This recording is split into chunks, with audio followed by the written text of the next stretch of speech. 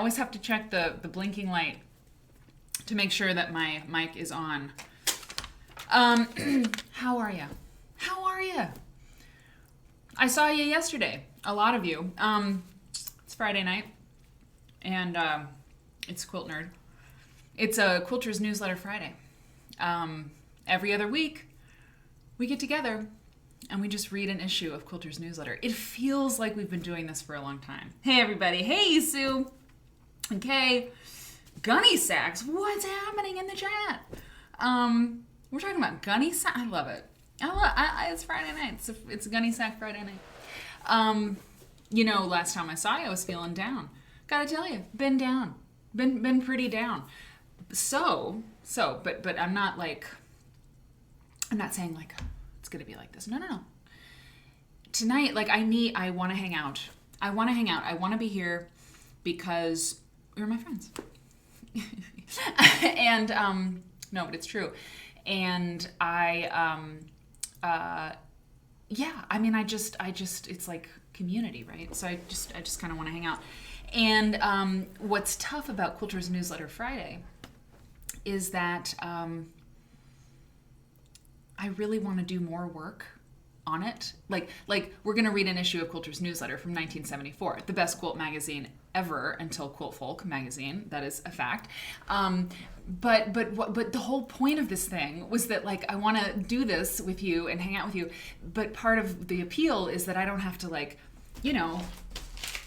do too much of this, right? It's Quilter's Newsletter. We read it. I scan it in. We read it. We hang out. That's good.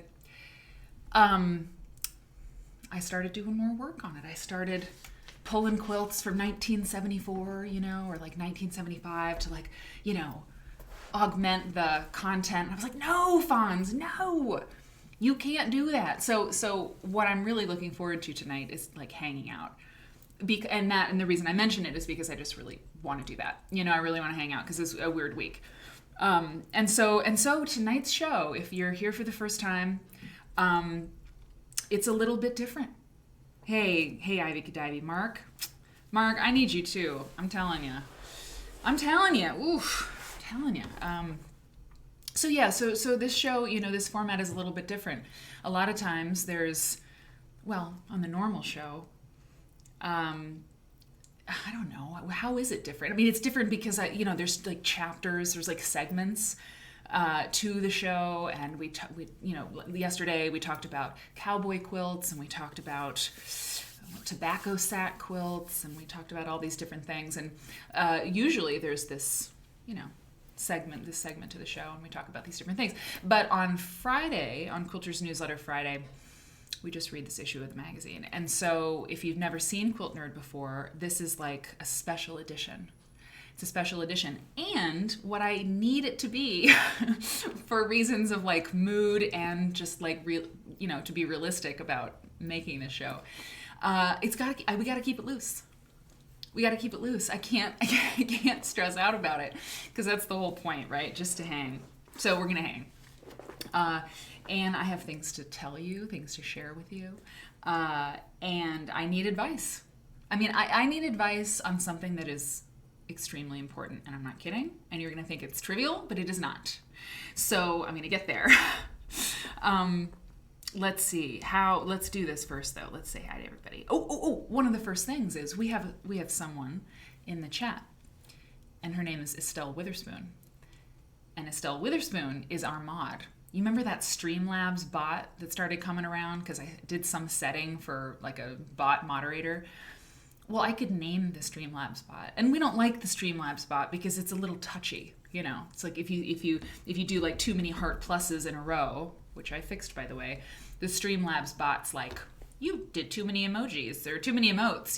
We're timing you out or something. I fixed that. That won't happen anymore. But sometimes something gets flagged for some reason, and Streamlabs bot was like, stop, stand back, you're in trouble. Well, Eric was like, you can rename you need to rename your Streamlabs bot. And I was like, oh, cool. So Estelle Witherspoon, I was like, what should I name her? Because it was going to be a her, of course. Estelle Witherspoon is one of the main figures in the story of the Freedom Quilting Bee. And I remember reading this thing about her, about the Freedom Quilting Bee in the 1960s. Father Francis, I forget his name, but he was like, Estelle Witherspoon like ran that whole thing, the Freedom Quilting Bee. I mean, these women in Alabama were like selling their quilts in like fancy department stores in New York. This is like the real story of the G-Spen quilts. Anyway, so and the priest was like, if she had been like in a different kind of situation, like in her life, she could have run the state. I mean, she would have been the governor. You know, Estelle Witherspoon was like. So I was like, perfect for a mod, you know, like let's call the moderator bot Estelle Witherspoon. And listen to this. This is her Wikipedia entry. Just one paragraph. Estelle Abrams Witherspoon, 1916, born and died in 1998, was an American artist and civil rights activist. She was a founding member and longtime manager of the Freedom Quilting Bee and is associated with the G-Spen Quilting Group alongside her mother, Willie Abrams. She participated in the March from Selma to Montgomery, cool, in 1965 alongside Lucy Mingo, who's another really famous G-Spen quilt maker. She was arrested, Estelle Witherspoon was arrested in 1971 for participating in an unpermitted march for school desegregation. I'm like, Estelle's gonna crack some whips. So that's our mod. Okay. So if Estelle tells you something, you gotta listen. Angelina Holt, it's so good to see you. Happy Friday. I'm gonna say hi to everybody. Your second time in the chat. You usually miss the live, but not tonight. We are so glad that you're here. And if there haven't been welcome baskets in the chat yet for Angelina, it was like right at the top of the show when she said this. I'm catching up. Throw some welcome baskets in the chat. Welcome. So glad you're here. Sue's here, Yvonne is here. Happy Friday. Padma, happy Friday to everybody. Mother Nature and Holmes, a nun maker, and Ivy Kadivi. And Angelina says, I watch on YouTube all the time. So she says, I feel like I know you nerds. And you know, that's one of the announcements I have. It was like Estelle Witherspoon. That's an announcement. And also just in case people don't know yet, because it is relatively new, I was multi-streaming for a hot second, doing this show live on Twitch, and at the same time it was broadcasting on YouTube, but the executive decision has been made. The board has weighed in. I'm the board. The show is live on Twitch. It's one network.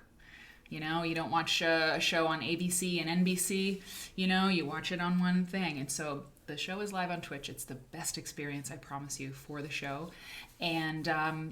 But all the shows will always be on YouTube, on my YouTube channel.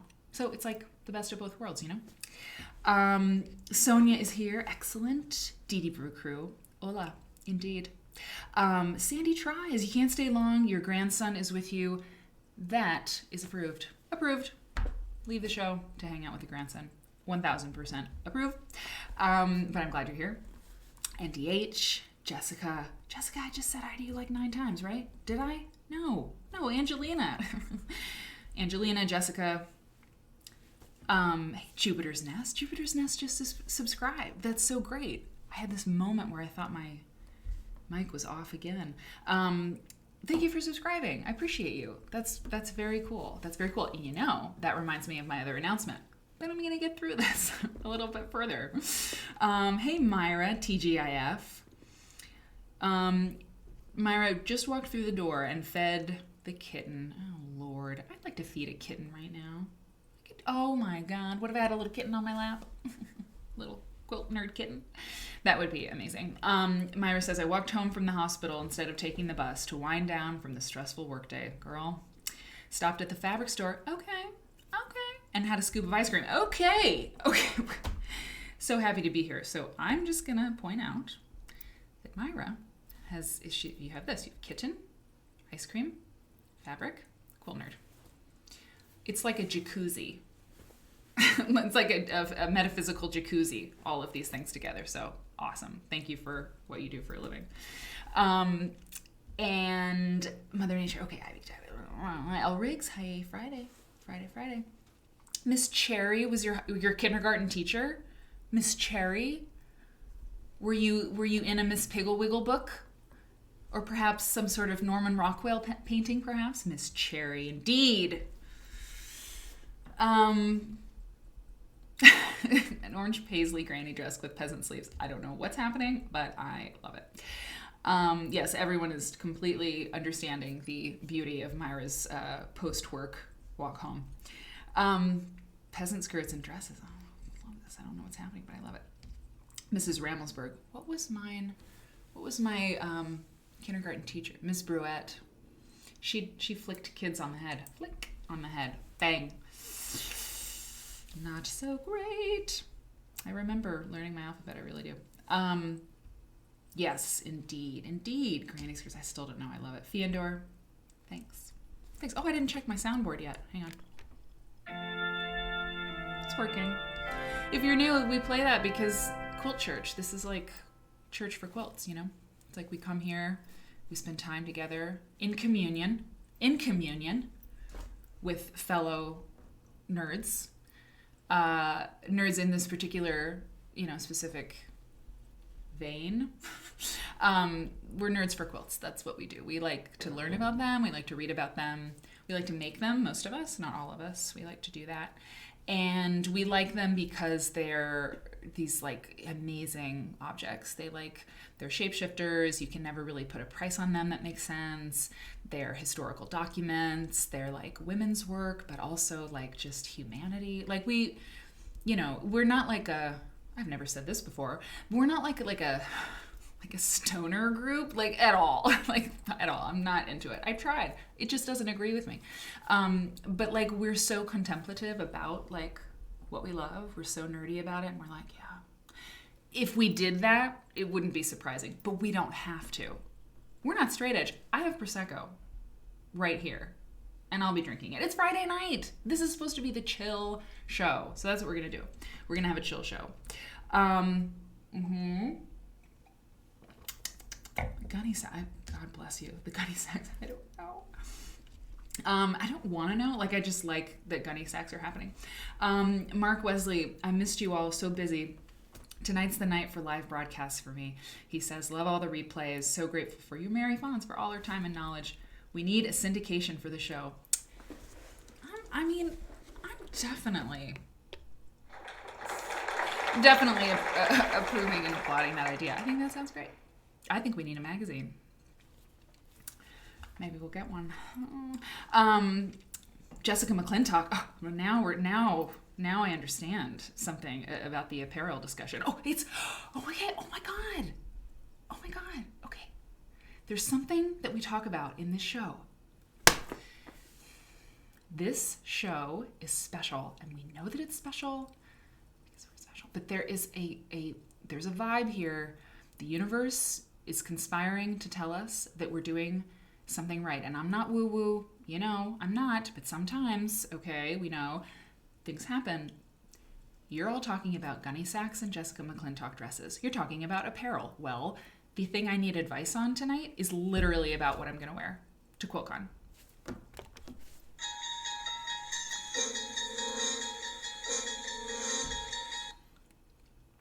I think it's like a half a second too long, but I'll work it out. But I'm telling you, I got fashion problems tonight.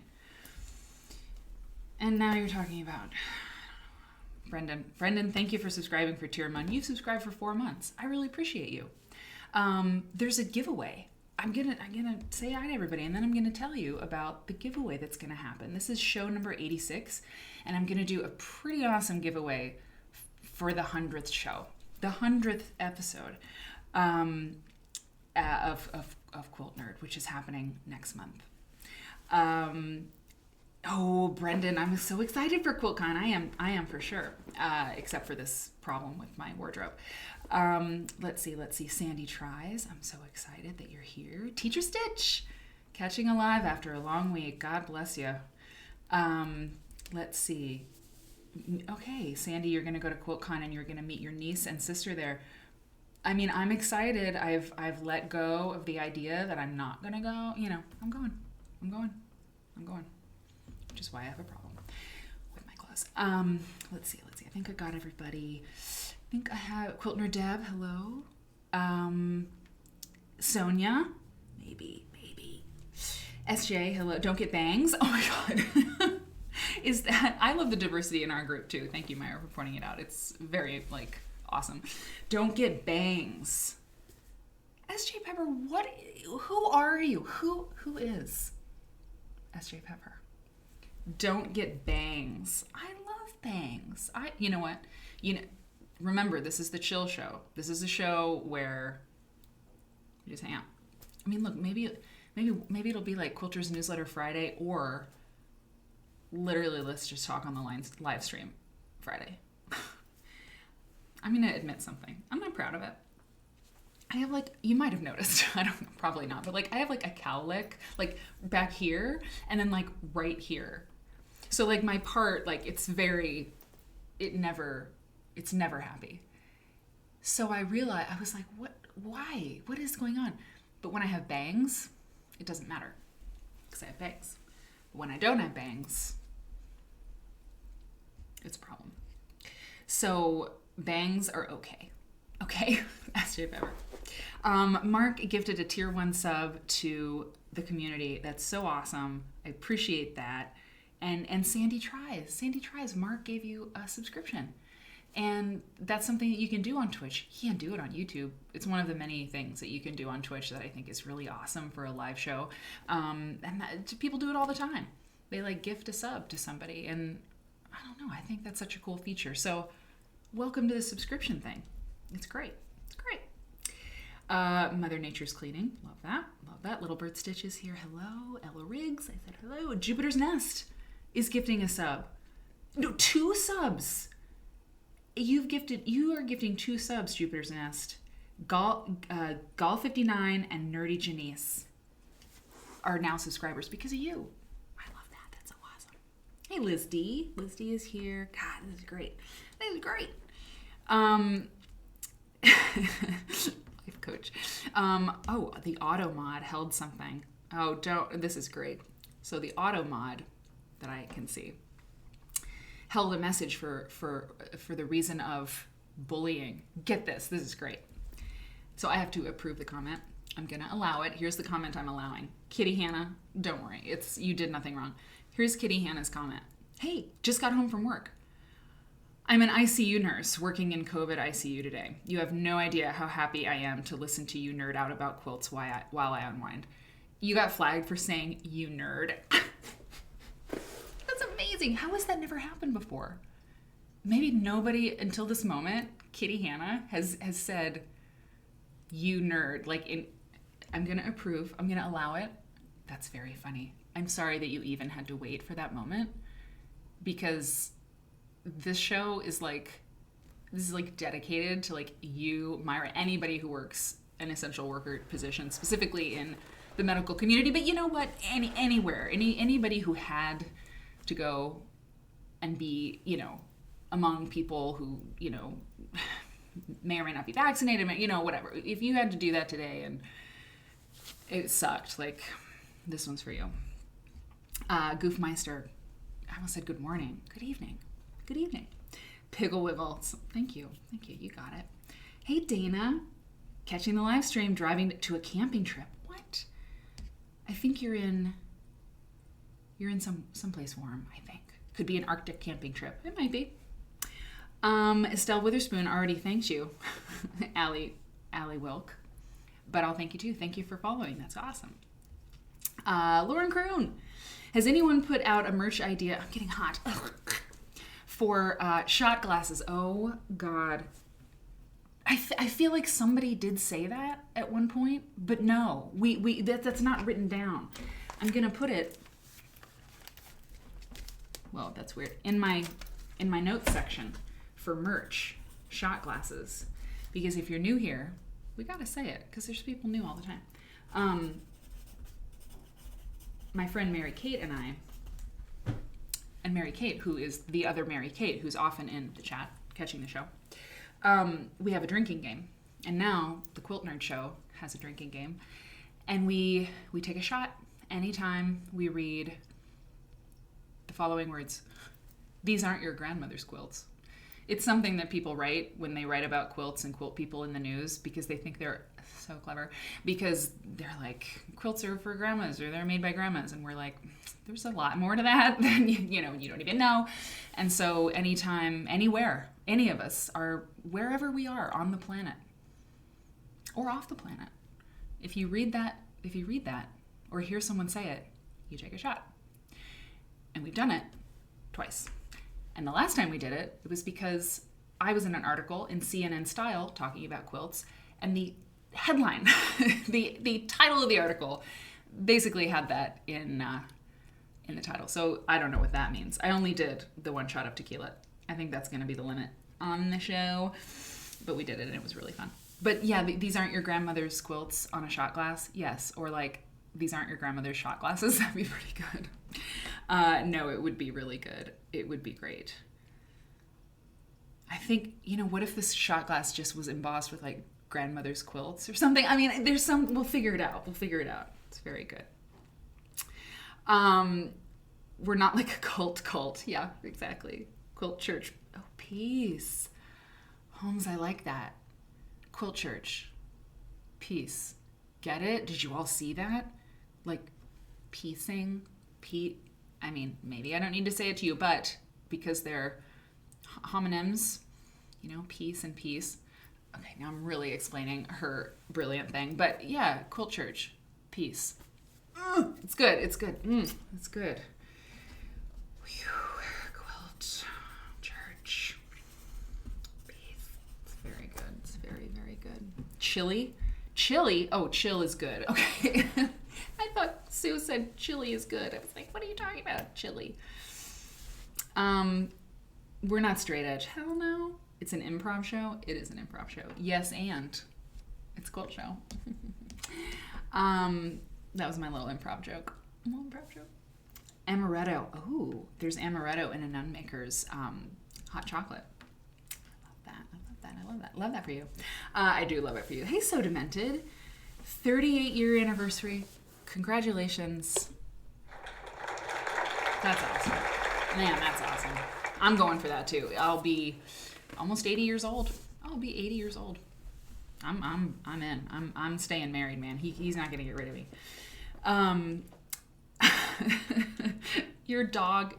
Remember, chill. This is chill. It's not like a normal night. I'm gonna take as long as we want with the chat, because there's so much good stuff in the chat. That's the thing. So Demented had a 38-year anniversary. Holmes is now saying, whoops, my dog hit enter while I was typing. Oh, interesting. I was talking and I didn't keep reading. Holmes's idea is, in fact, quilt church. Peace be with you. Yeah, that's probably better, right? Because it makes more sense with church, and you don't have to explain it like I did for several minutes. Peace be with you. That's pretty good. It's pretty good. My only hesitation is the may the force be with you. It's like on that, but peace be with you is so church. It's very good. Okay, I made my note. I made the note. Jan makes stuff. Well, I'm so glad you're here. Oh, I think you said this is your second time, and I don't know anymore. But I'm really glad you're here. This is a cool group of people. Blobfish. Great minds think alike. Indeed. Lemon slice.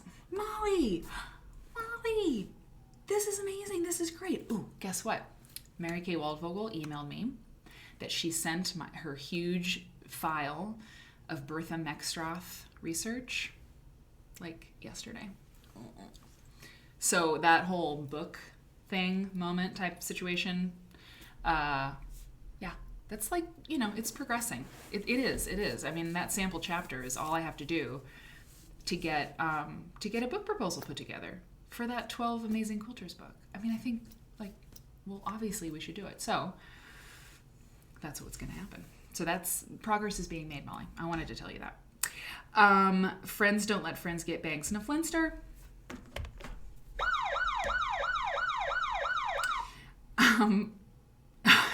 Don't spam the mod. Dana, it's summer in Australia. Wow. That sounds crazy. I mean, it sounds great. It's just so different from here. That's interesting. This is actually a very bright orange. Interesting. You mentioned sweatshirts. You'll see. You'll see. Okay, I think I'm finally caught up. Oh, Molly. Okay, Molly, you missed it. Oh, God. Estelle Witherspoon is our mod. It's the Streamlabs mod. It's been renamed. Estelle Witherspoon, will you stop it? I don't know. I'm working on the mod thing. I mean, I really am. I keep saying it, but it's like, if you want to moderate for this show, just email me at twitch@maryfons.com. You don't have to be scared. We'll get on a Zoom call. There'll be, I need 8 people. I don't know, 6 people, whatever. Estelle Witherspoon can be silenced if we have some mods who can switch off, be the mod, because then you personally block things or not. So a real mod, just email me twitch@maryfons.com and be like, I'll totally do it. Or tell me what it means. And what we would do is, once I have, a group of people, even 2 people, even 3 people, we'll get on a Zoom call, figure out how to do it, figure out what it means. And then Estelle doesn't have to be a bot. Yeah, I know. Because Neflinster is going to be checking a comment, and she sees, somebody be like, you nerd me all the way from my head down to my toes. And, and it's not going to get flagged because Neflinster is like, no, that's fine. Approve, Anyway, so Kitty Hannah says, dude, I would buy a sweatshirt with a silhouette of a church with quilt block windows instead of stained glass. Stained glass equals quilt P work. I'll know what it means. Very, very interesting. It's very good. It's very good. Fraz Noel.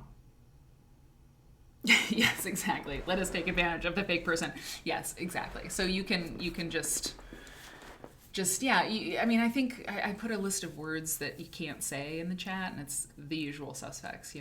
The George Carlin list of bad words plus a number of others. So those words are just not allowed. So if anybody would come in here and be like, bah, bah, it's just automatically not allowed. But it's just so funny what it'll flag. Like bobbin. Didn't it flag bobbin at one point, the bot? Anyway, okay, here's the scoop. This is fun. Remember, we're gonna read an issue of Quilter's Newsletter magazine from 1974. It's gonna be great. But before we do that, I'm gonna have a chip. I'm not. Okay, here's the deal. I'm doing a giveaway. That's important before I get to my wardrobe problem. Okay, I did that announcement. Estelle's the mod. Okay, I did that. This is show 86.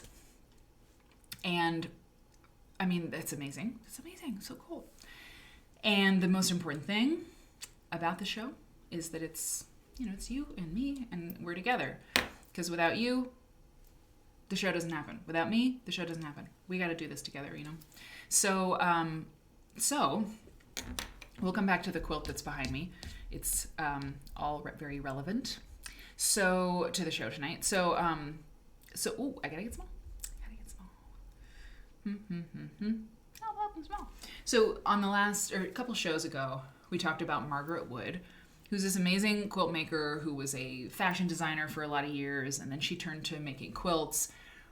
And she's just really cool, and some of her work is in the Smithsonian, and she's Navajo Seminole heritage, and I don't know, she's just awesome. And there was this interview that I read when I was pulling content together about her that was done by this person who ran a boutique. It was, doctor. I need to get her name in my mind. Okay, but this woman interviewed Margaret Wood, and I clicked on the thing, which clicked on a thing, and I found this.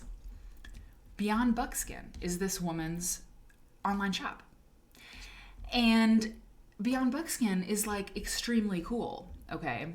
I mean, this is really cool. The very first page of the Beyond Buckskin, this is the very first, the landing page. So no one need to be afraid if they don't have like a leg tattoo. That's like totally cool. So I was like, this looks really neat. And so I was like, what do they have? And the whole purpose of the shop, which they say, you know, eloquently here, this is the woman, Jessica R. Metcalf, okay, Turtle Mountain, Chippewa, started it in 2019. It's all about like putting beautiful work by independent designers who are Native American, you know, indigenous Native American people, or have that, you know, background, specifically, and they put their work like in this shop. I mean, it's just like, let me just this. Here's one of the things that made me go, ugh. These earrings, they were so beautiful. I just think they're so lovely and delightful. And I was like, damn. And they're not cheap, you know, but they're still affordable. Like these, I mean, I love these plain brown ones, but I also love, I mean, this. Like, I don't wear a ton of jewelry. I would totally wear this. And a lot of these designers are young. And then, look at this. And then I was coveting these. They're these moccasins. I mean, those are gorgeous. $240, right? Like, yeah, totally makes sense. But these are like ish, like $120. Like, oh my God, I just love them. And they're all made by people. And it's all about promoting these designers, promoting, you know, the motifs and the history of this particular design for people out in the world. You know, it's like, hey, everybody, this is cool stuff. We want to put it out there. We hope you wear it. We want to sell it. You know, it's like, yeah. Their mission statement is great. So I was like, oh my God, why don't I buy a gift certificate to Beyond Buckskin? Because I was looking around and being like, what do I want? You know, it was like later. And I saw, you know, the gift certificate page. So I bought a $100 gift certificate for you. So one lucky subscriber, your name will be drawn. And it's all randomized. Like I use, like basically Estelle Witherspoon is going to draw the person. Because, oh yeah. I mean, look, it was real easy to be like, well, this is going to work for like a great giveaway. I mean, look at this necklace. It's so beautiful. $293. Well, look, if you have $100 to go toward a $300 necklace, you can make that happen. Oh, it's fabulous. Anyway. So,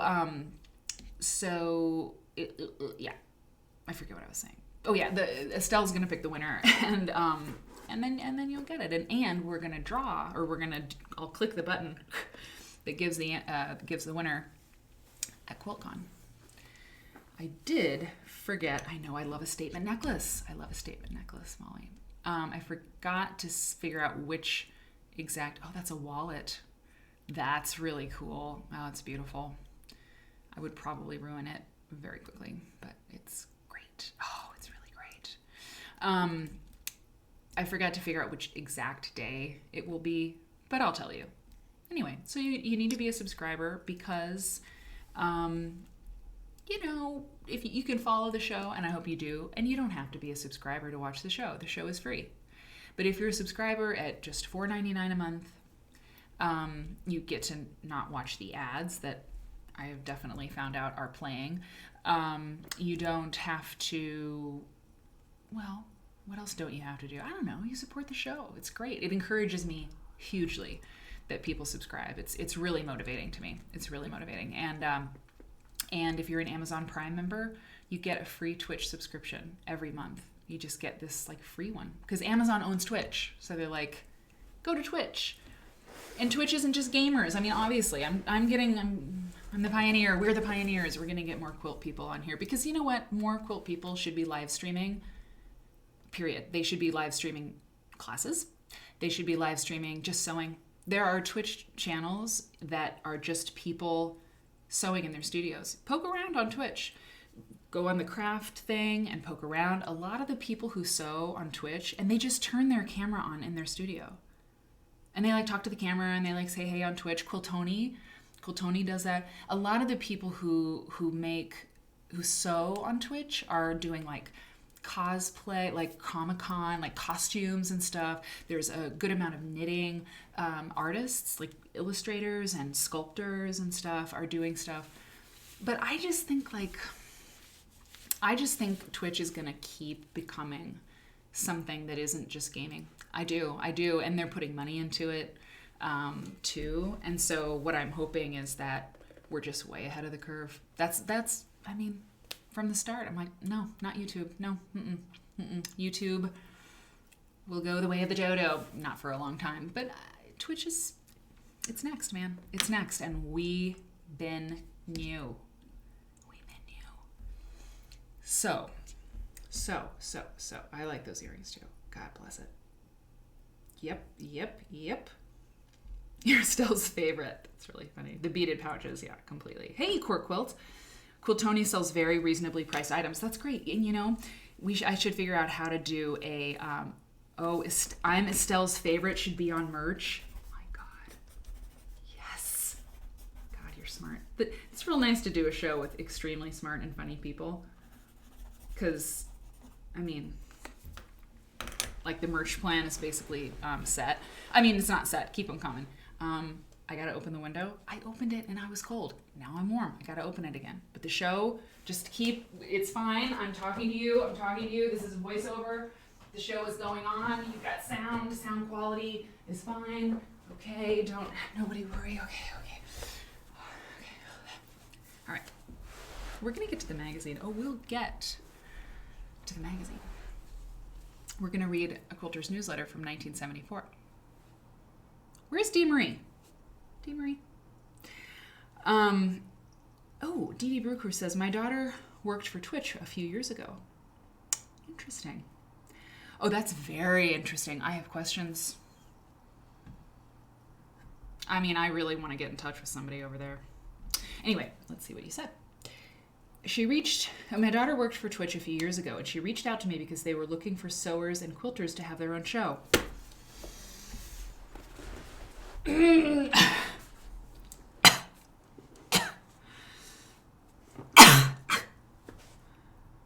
At the time, my sewing and quilting friends could not figure out the Twitch platform. I know? Damn! Okay, no, that's good. No, that's good. This is very good news. Dee Brew Crew continues. They really wanted to branch out beyond just gaming. Yes, they did. They still do.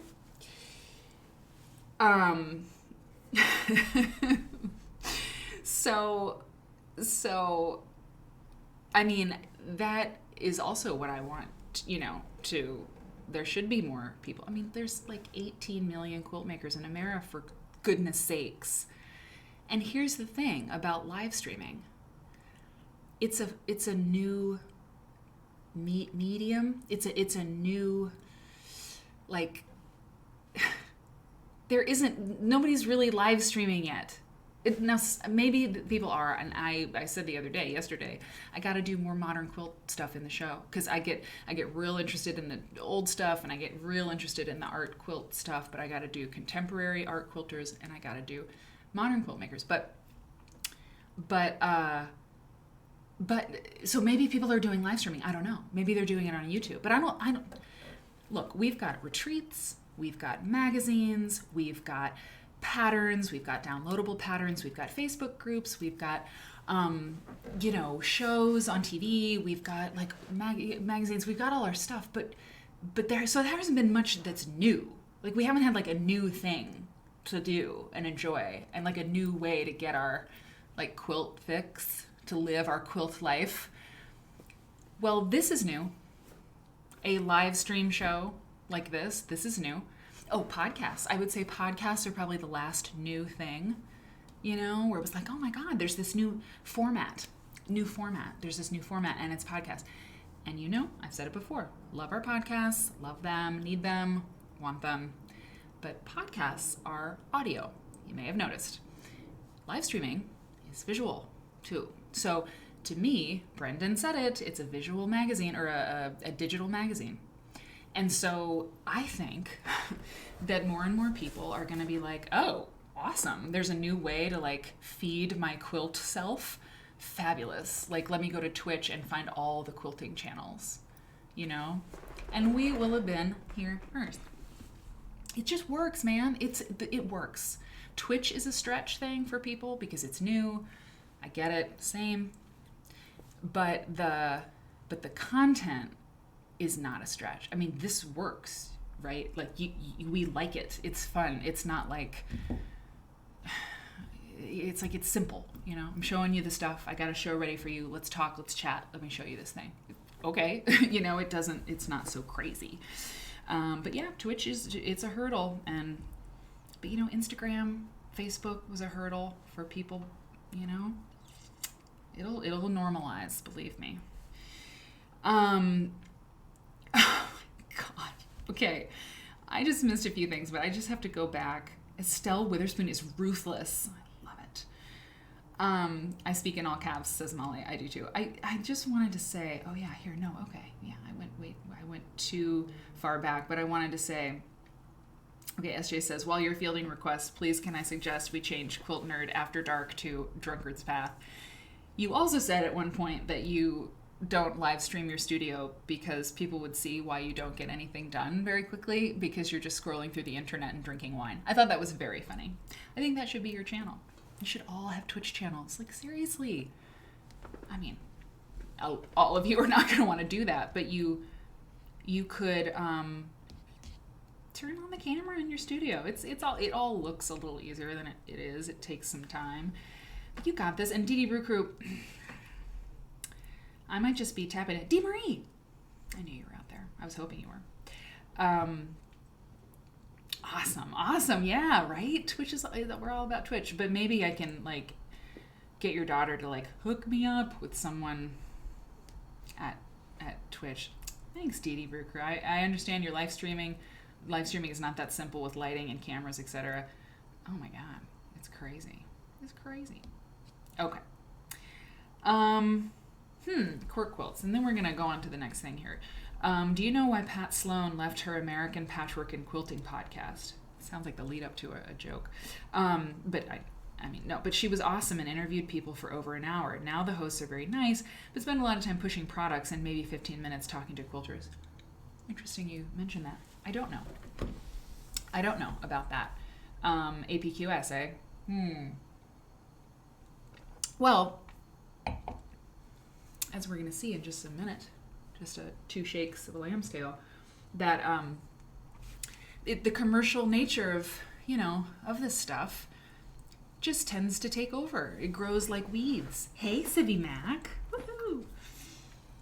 So I don't know. If it's more ads and less content, that would be pretty on time or pretty similar to the demise of the Quilt magazine. We're going to look at a Quilter's newsletter from 1974. Listen, brace yourself. It is really different. There are like 4 color pages in it, and it's amazing. And it's shorter. I have two issues actually queued up because they're short. They're not like the last one. The last one was 60 pages or something, 64 pages, and these are like half that. So, the last thing I want to say, I got to get big for this. Hang on. Whoa, hang on, lady. Listen, lady. Mm-hmm. Oh, yeah, I know what I'm doing. Okay, so Beyond Buckskin, subscribe. Oh, yeah, the follower thing. I want to put, just everybody into the giveaway, followers and subscribers, but it ain't right. Because it's easy to follow, and I want you to follow the show so you get a notification when I go live. But the subscribers, you're my stans. So I want to get back to you. Okay, so here's this last thing. And then we're going to read. Look, did that. QuiltCon outfit. That's my last thing. Okay. QuiltCon is coming up. And I have a problem. QuiltCon happens once a year. It comes but once a year. And part of the fun of QuiltCon is showing up and showing out. Part of QuiltCon is it's the event of the year. But it is. It's like QuiltCon is the Modern Quilt Guild's annual con, and it's a long con. It lasts 4 days, but it's it's so much fun. It's Quilt Market is also the same way. It's the business It's the business show. Hey, SW Firefly. Thanks for subscribing. You're going to go into the drawing for the gift certificate. Thank you for subscribing. I know you've been a subscriber for a while. And so, Quilt Market and Quilt Festival, like you go to these big events. It's true for probably any industry, every industry. When you have a really big thing, I'm not wearing a gunny sack. I'm not, well, I don't know. I just don't know. Maybe I will. I don't know. So this year, I really like getting like new duds for QuiltCon. I mean, for sure. Because I'm lecturing, and I taught a couple times, but I'm lecturing. I'm literally up on stage in front of hundreds of people. I mean, I'm gonna brang it is what I am trying to say. I do every year. It's a thing. I mean, and it's like, well, you can wear anything. It's not about what you're wearing, but like, it's a social thing. I like it. I like it. I mean, I like having like a killer dress, Well, this year, we have a problem. This year, I haven't been around more than I was in an airport several times. I was on an airplane, but the airplanes that I've been on had 30 people on them, international flights, 30 people. So I've not been around a group of my peers. I haven't even met my friend Sophie's baby, okay? So I don't know what it will feel like to put on real clothes, outside clothes. And especially a dress,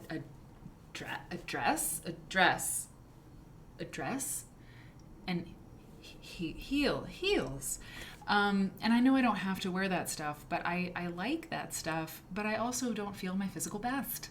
I don't. I mean, I'm not going to be like, wham, like, look at these skinny jeans. And other years I have felt that way, and I've just done my, I don't know, calisthenics or whatever to like really feel like physically great. It's just like a thing. You got to have this stuff in your life. Well, my skinny jeans, I mean, it's not a tragedy, but I'm not rocking those. I don't want to. I'll feel so uncomfortable. It'll be like, ugh. It'll feel weird, and the whole thing is going to feel weird. The whole damn thing is going to feel weird because it's weird. We're in a pandemic, and it's weird, and last year was canceled. I mean, or was all online, So it's just...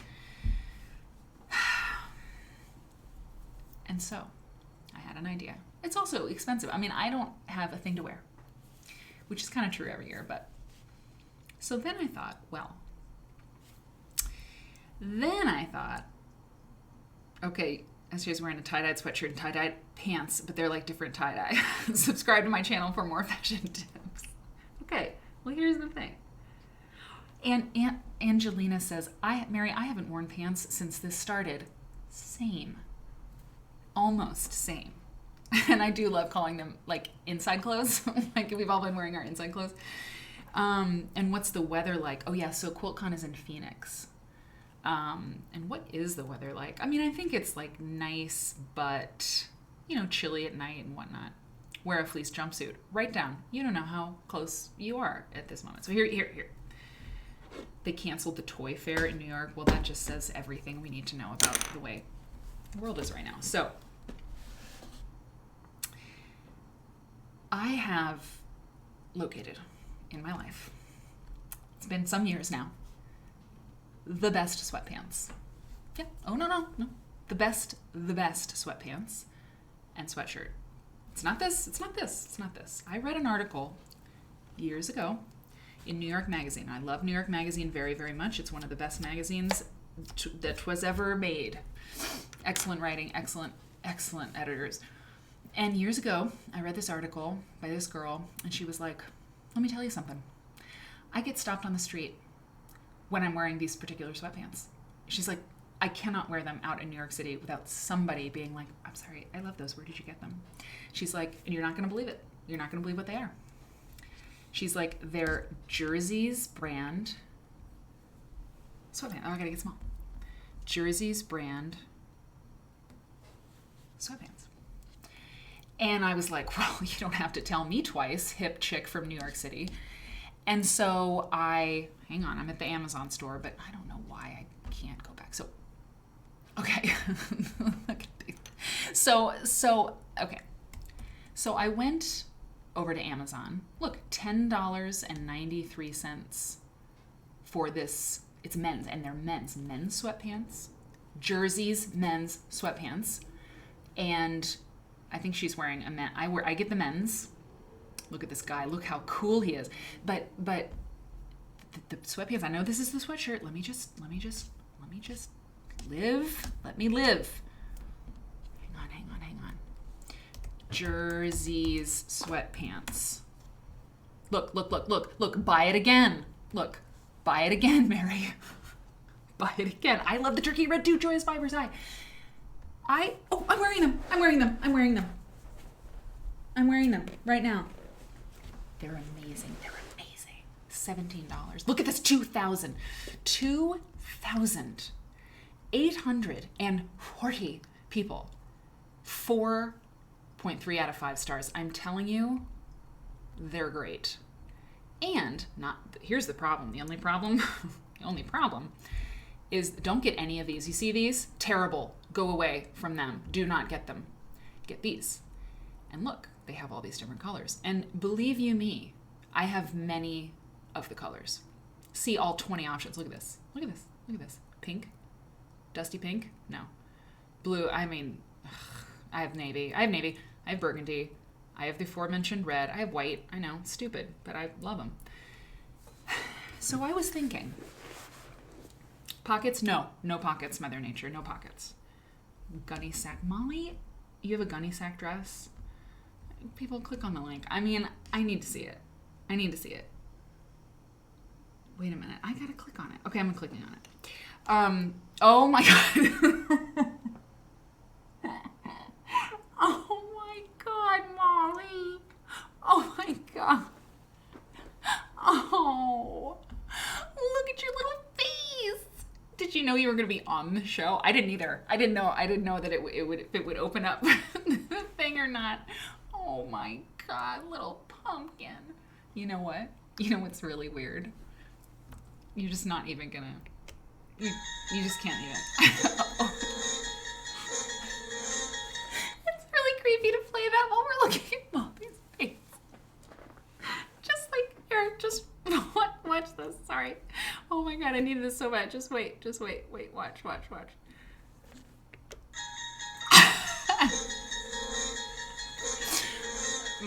Molly, I'm not teasing you. I hate teasing. I'm not a mean joker. I hate mean jokers. So that wasn't like, let's laugh at you. It was just like, that was a funny moment because I didn't mean to, anyway. But it's spooky. You know why it's spooky? Because here's the second part of this. I like a sale. I like a good sale. I also like designer clothing. I do. See, that's part of the problem with all of this is like, I love,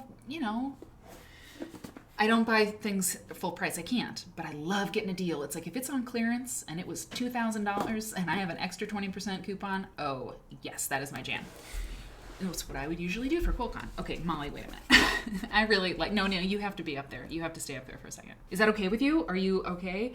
If you're like, no, this is too much. Okay, because I don't want to no, look at you. You're ridiculous. You're beautiful. Everyone loves you. You can tell. So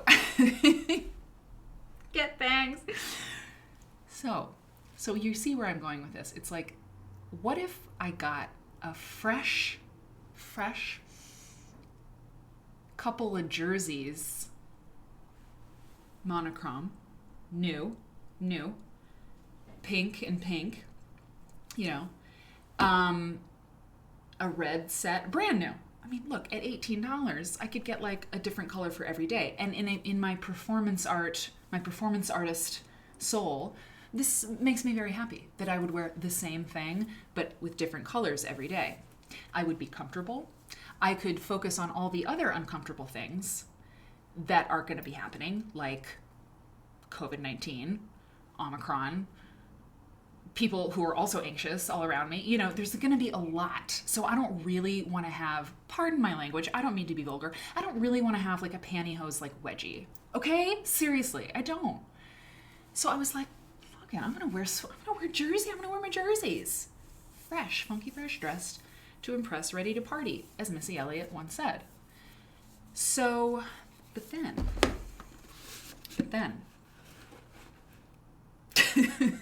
Estelle, I will end you. What did she do now? What did she do now? Oh my God. Please refrain from spamming caps. You know what? I don't like that Estelle is picking on you, Molly. I mean, look at you. So I was trolling, in a good way, trolling one of my favorite designer clearance places. I might have had a glass of Prosecco at the time. Well. And I looked in the accessories section. I was like, well, maybe like some cool, this was before I found Beyond Buckskin, by the way, or maybe I could still do it. So, but I don't know how you feel about Victoria Beckham. Just, I don't know how I feel about Victoria Beckham, except that woman can design some fucking clothes and accessories, okay? Truly. Like, I have a Victoria Beckham dress that I got on clearance. You have to understand. I mean, her dresses are like $5,000. I mean, it was like on clearance, like, but just believe me, it was rock bottom price, and it was like a beautiful dress, and I will literally have it for the rest of my life, and it's beautiful, and I have no remorse about it. It was the right thing. And she makes beautiful clothes, and apparently she makes the coolest glasses on the planet, and I need new glasses. So, see these glasses Molly's wearing? That's right.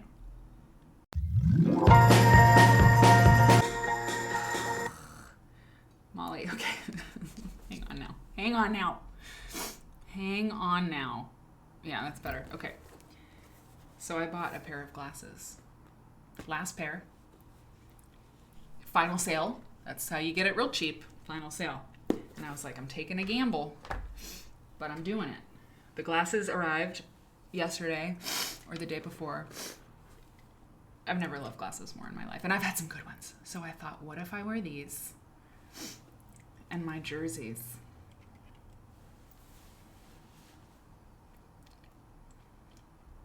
What if I do that? I don't know I don't know about the hair. I don't know. Excuse me.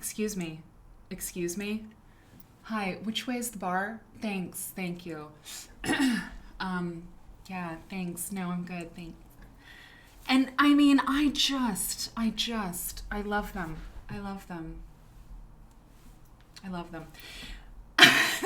And you may hate them, but I've had big glasses before, like in my life. This is not completely new. Like I had, and I mean, I have to get them with my lenses. Okay, so I love them. I know, but also you love. Okay, good. But okay, so there's two things. Number one is in a messy ponytail. Yes. Oh, look at this. Oh God, Molly, you have to teach me your best like librarian bun. But here's two things. Number one. Oh, I'm not angry about this part. Andre Leon Talley, the editor at Vogue, he passed away. I don't know if you know that person or that he passed away, but Andre Leon Talley was like, he's a legend. He's like a fashion legend. And I feel like a Jerseys moment with these glasses is like an homage. He would love it. The most fabulous, like over the top, just unbelievable personality and fashion for days, and he was just amazing, and he would love it. He would be like, yes, do that, please. Wear sweatpants and really cool sneakers, right? And these glasses. Oh my God, 5Z is gifting all these subs. Honey, that's so amazing. 5Z, that's my husband, Eric. You haven't seen these glasses. Apparently you like them, or you're trying to distract me and give me something else to talk about. Honey, that's so beautiful. You gifted 5 tier 1 subs to the community. Shasta's in the chat. Shasta High Road Quilter just got a subscription. So Honeybee, Ponscom, I love your name, Quilting Time and Wheelless Studios. Everybody has a subscription now. Thanks, Eric. Honey, what do you think? I mean, that's not good. I don't know. Messy bun, and then the fresh jerseys. So I think I've made my point, and I think I've been so focused on making a case for this, I have not looked at the chat too much. But hey, RPH Sherry, look at the chat. Okay, look at the chat. Oh God, Mary, look at the chat. Bip says Mary. Yeah, okay, with the gift subs, Estelle is making announcements. What if Estelle is like the AI that gets away from us? Eric, I have to have you help me with Estelle Witherspoon, the moderator. I love Friday nights. Oh, I love this. This is really good. Pond scum, that's my drink. Okay, thank you. I don't care if hipsters stole the look either with the, you know what hipsters stole? Molly and I, and many people that I knew, we wore clear glasses first. These are actually not clear. I thought they were kind of going to be more, they're actually they're silver frames. I mean, they are silver frames, but I had clear plastic glasses years ago, way before, when Warby Parker was just a glint in some Silicon Valley bro's eye. I was wearing clear plastic glasses. I called them my invalid glasses. I'm sorry, I did. Because they were like kind of small anyway. I was an invalid at one point when I was wearing them, so it's fine. But here's the problem though, and now I'm gonna get serious, and now, I don't know, I feel like, okay, and M. Sujan, very good question, really cool sneakers, and also brand new. Because the thing is, you have to think, if I buy like 3 sweat pant ensembles, we're literally talking $100. That's a lot less. These glasses cost more than that, okay? And so I could get some really, once again, I am compelled to say the word dope, but I realize that that's cringy, but like some really fucking dope, sorry, sneakers, but like fresh, like brand new, like out of the box, you know? And so, because heels, like obviously not beat up sneakers, because that's not cool, but if it's just like it's fresh, like it's like fresh. So I'm thinking now that I'm saying it, I feel like I have to do it. Yeah, wedge sneakers. I mean, they need to be like, yeah, fashion, not like Nikes. Okay, thank you, L Riggs, because you reminded me. Like, it needs to be, yeah, like fashion sneakers. That sounds like a terrible idea, but like, what is it, Vega? I don't want those, but what are Veda or something?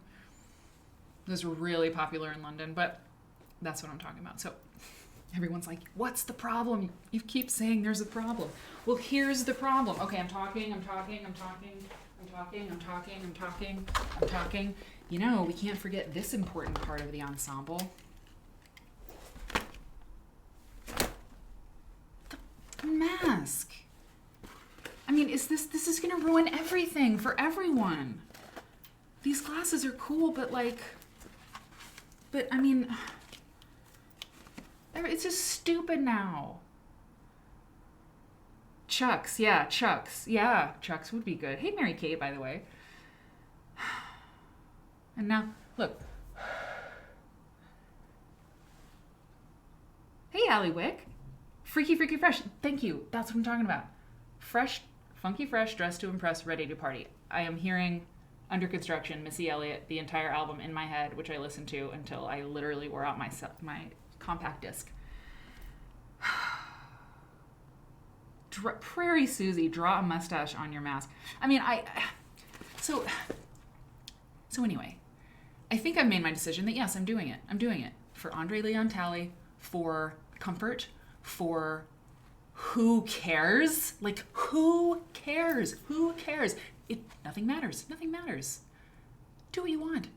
You know, I'm not going to put on a dress and pretend everything's fine. Everything is not fine. You know? Everything is not fine. So I might as well. But this sucks. Yeah, I don't have to wear this kind of mask. I've got a couple, I know, steamed glasses. Oh, I love these glasses. Right now they have a sticker on them that says Victoria Beckham, because I need to get my actual lenses put in, but no, I don't think I have to do that. I could just get, maybe I don't want to actually wear my actual glasses. Anyway, I'll figure it out. But hair in my mouth, that's going to happen the entire show. Anyway, okay, Padma, that's a thing. So thank you for talking with me about this. I mean, this is Friday night, right? This is Quilter's Newsletter Friday night. We do what we want. Padma raises a good point, and it's a question I've had. Speaking of masks, Padma says, You may be able to take them off while speaking on the stage, since you will be 6 feet away from everyone, asked the convention people. I am extremely interested in in being allowed to do that. I mean, the Modern Quilt Guild website says, like, in italics, in bold, like, all people will be required to wear a mask at all times, like, in the convention center. And it's like, okay, cool, like, that's awesome. They're like, here's how you wear a mask, here's how you don't, you know. But I'm a speaker. As a speaker, I take issue with that. But I you know, like, I need my face. And it's like, well, yeah, people need to live. So if there's any question, of course it's no problem, but I'll be so far away and everybody will be in masks. Paint Twitch across the mask. Oh my God, I love it. I should do some sort of promotion. Man, we really need merch, don't we? It can't happen before QuiltCon. Don't ask. Maybe the mask will be gone by then, Civvy Mac. I mean, that'd be great. Anti-glare. Oh, Deamery. I need to get these glasses ordered. Anti-glare. That is, yeah, that's very good. Anti-glare. They're very glary. Court Quilt says, Cheyenne, we ship 250K N95 masks a week. Whoa, they are the plain white ones. Maybe you can find fashionable ones, but you need to wear the N95 for minimum protection. This one is an N95 that I got. You probably can tell, right? I got it at the hardware store the other day. I mean, I couldn't believe they were there at all, but they were in the paint section. I was looking for something else. I was looking for carpet cleaner or something like that. And what did I need? There was something else, and I was lost, and I was like, oh, cool. So I got a couple packs of them. I don't know, y'all. My husband says, Fauci just said everyone will be exposed to Omicron. Yeah, but it doesn't mean everyone will get Omicron. I know. So I'll figure out that about being on stage and giving lectures. You know what the thing is, Padma and everybody else? Oh my God, yeah. Mark says, as a speaker, masks shouldn't be mandatory. And Niflinster says, where I am, there are no ICU beds within 100 miles. I mean, we are just not done with this thing. It's not over. Don't ask Myra, right? Ask who else was saying that? Was it Jessica? Anyway, so here's the problem too with being like, if I say like I'm not, you know, oh cool, I don't have to wear a mask, like I'm gonna do that. Some people will not come because some people will not be comfortable with it, and it's like, oh, I hate it so much. But I think what we figured out, I think, yeah, oh yeah, okay. Don't stress about it, Kitty Hannah says. Enjoy your time. It's the first step to taking back our lives. You're right. So I think what I'm going to do, y'all, I'm going to order some jerseys. I'm going to do it. Honey, I'm going to do it. At QuiltCon, I'm going to pull up the magazines now. At QuiltCon in 2019, Eric came to Nashville. We were engaged. Were we engaged, honey? Yeah. It was a secret. We were secretly engaged. And I remember I was giving my lecture and Eric, you said you were like, I was sitting out there in the audience and the whole time I just wanted to just stand up and scream, that's the woman I'm in love with. Yeah. Anyway. Okay. So let's look at some stuff. Let's an hour and 20 minutes into the show. Let's look at some stuff. I love Fridays.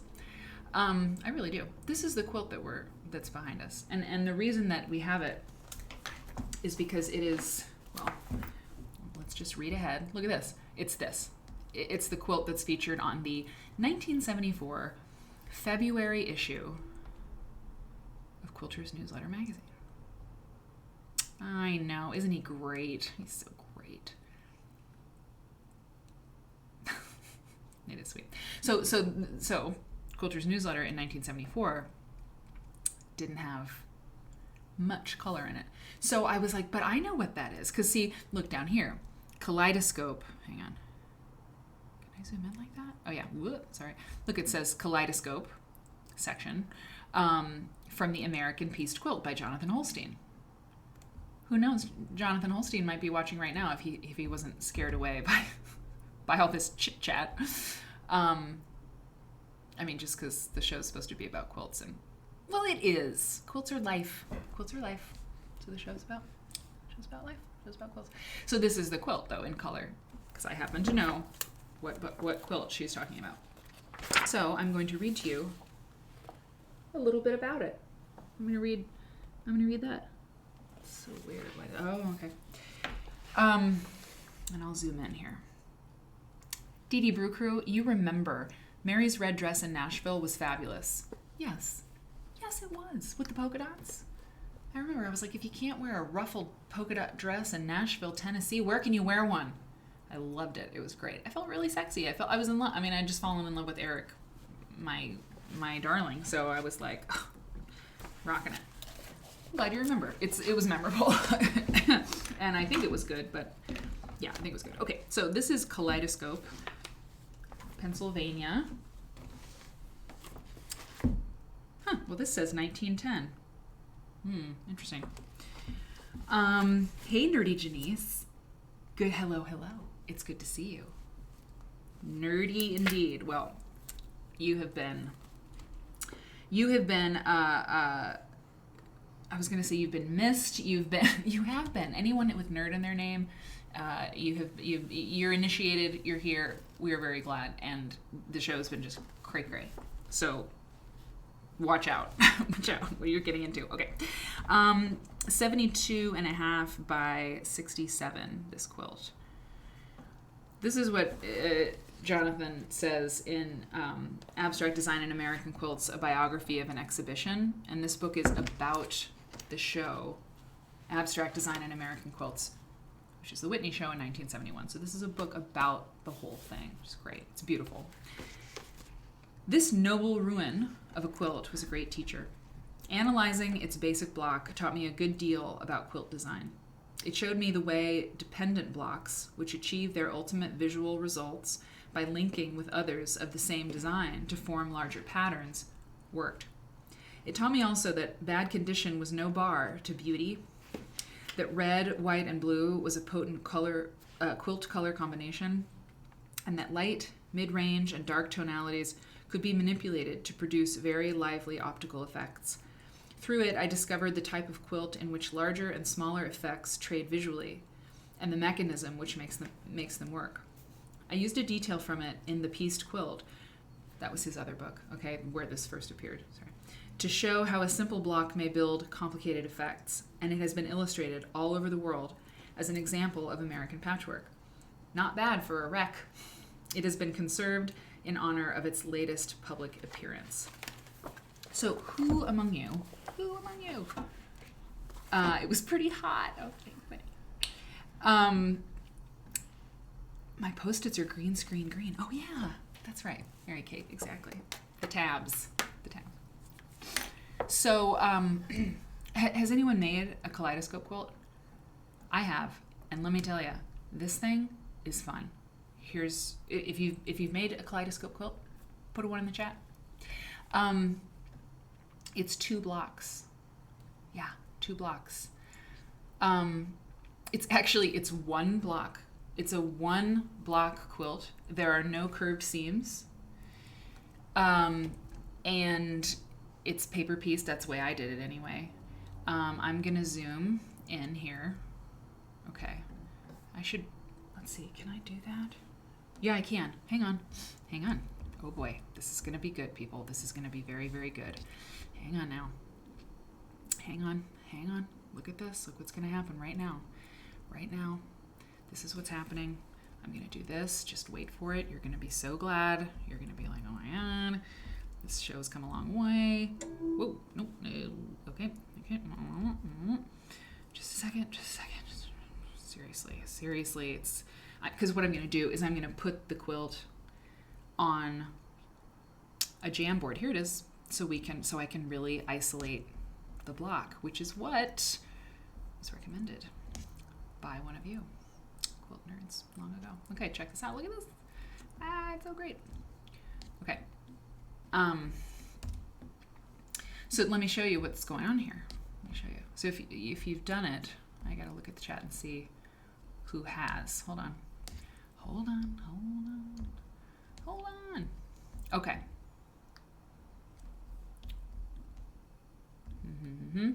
Trying to see one. Okay, Bip has done it. Hey, Bip. I don't know. I'm saying hi again. Little Bird Stitch has done it. Put it in the Discord. Yes, I will put it in the Discord. I just need like a whole day for Discord right now. One Block Wonder. Yes. Okay, so here's the deal. Here's the deal. Let me show you what this is. I can make a shape. I can make a shape. I can make a square. This is exciting. Now I need it to be clear in the middle. I need it to be clear. Yep, look at this. Look at this, transparent. Transparent. Oh yeah, okay, cool, great. Hold on. It's all happening. I'm learning all of it. All of it. Oh yeah, look at that. Right before your very eyes. All right. So this is the block, okay? Let me zoom in.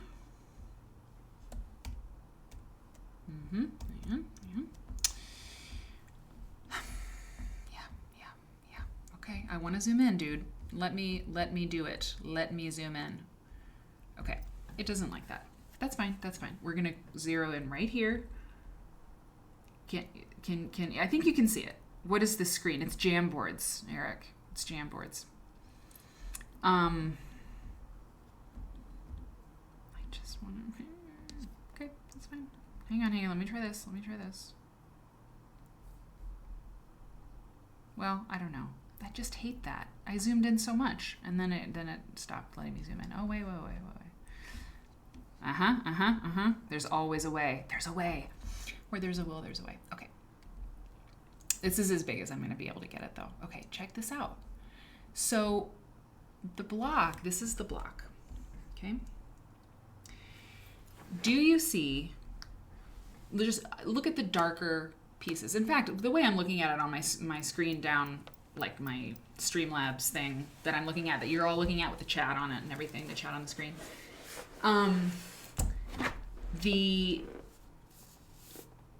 Okay, good night, Eric. Good night. I love you so much. Okay, I'll watch Station 11 and I won't watch Yellow Jackets. The dark fabrics in this block, in this one block, are making kind of a cross shape, like almost like a medieval cross shape. Do you see that the darker fabrics, there's darks and lights in this block, right? The darker fabrics are creating like a T or a cross, okay? Thumbs up, yeah, okay. And the in between those darker pieces are lighter pieces so that you can see this cross shape or this medieval, cross or this T shaped, okay? Now, the block right next to it, the darker fabrics are creating like an X shape.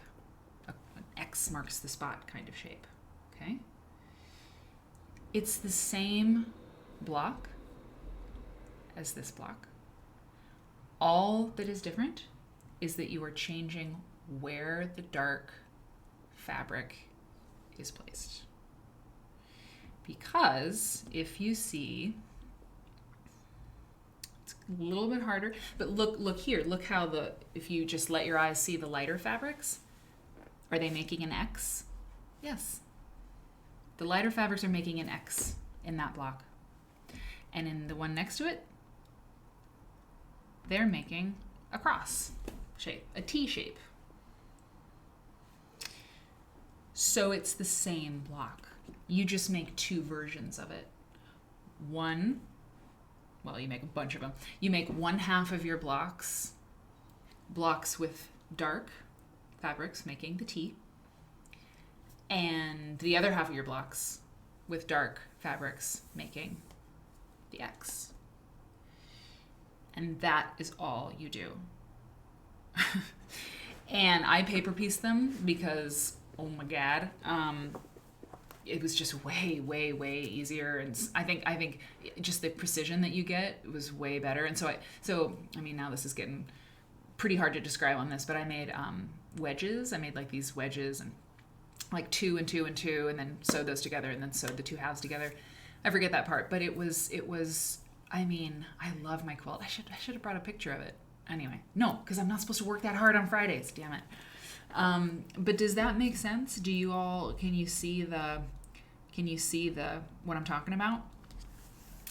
That it's just one block. It's just the placement of the lights and the darks that makes it different. You know? Or that makes it move. And because of that placement, you get those wonderful round shapes. You know? Or the illusion of these circles. You know? Now I want to make a circle.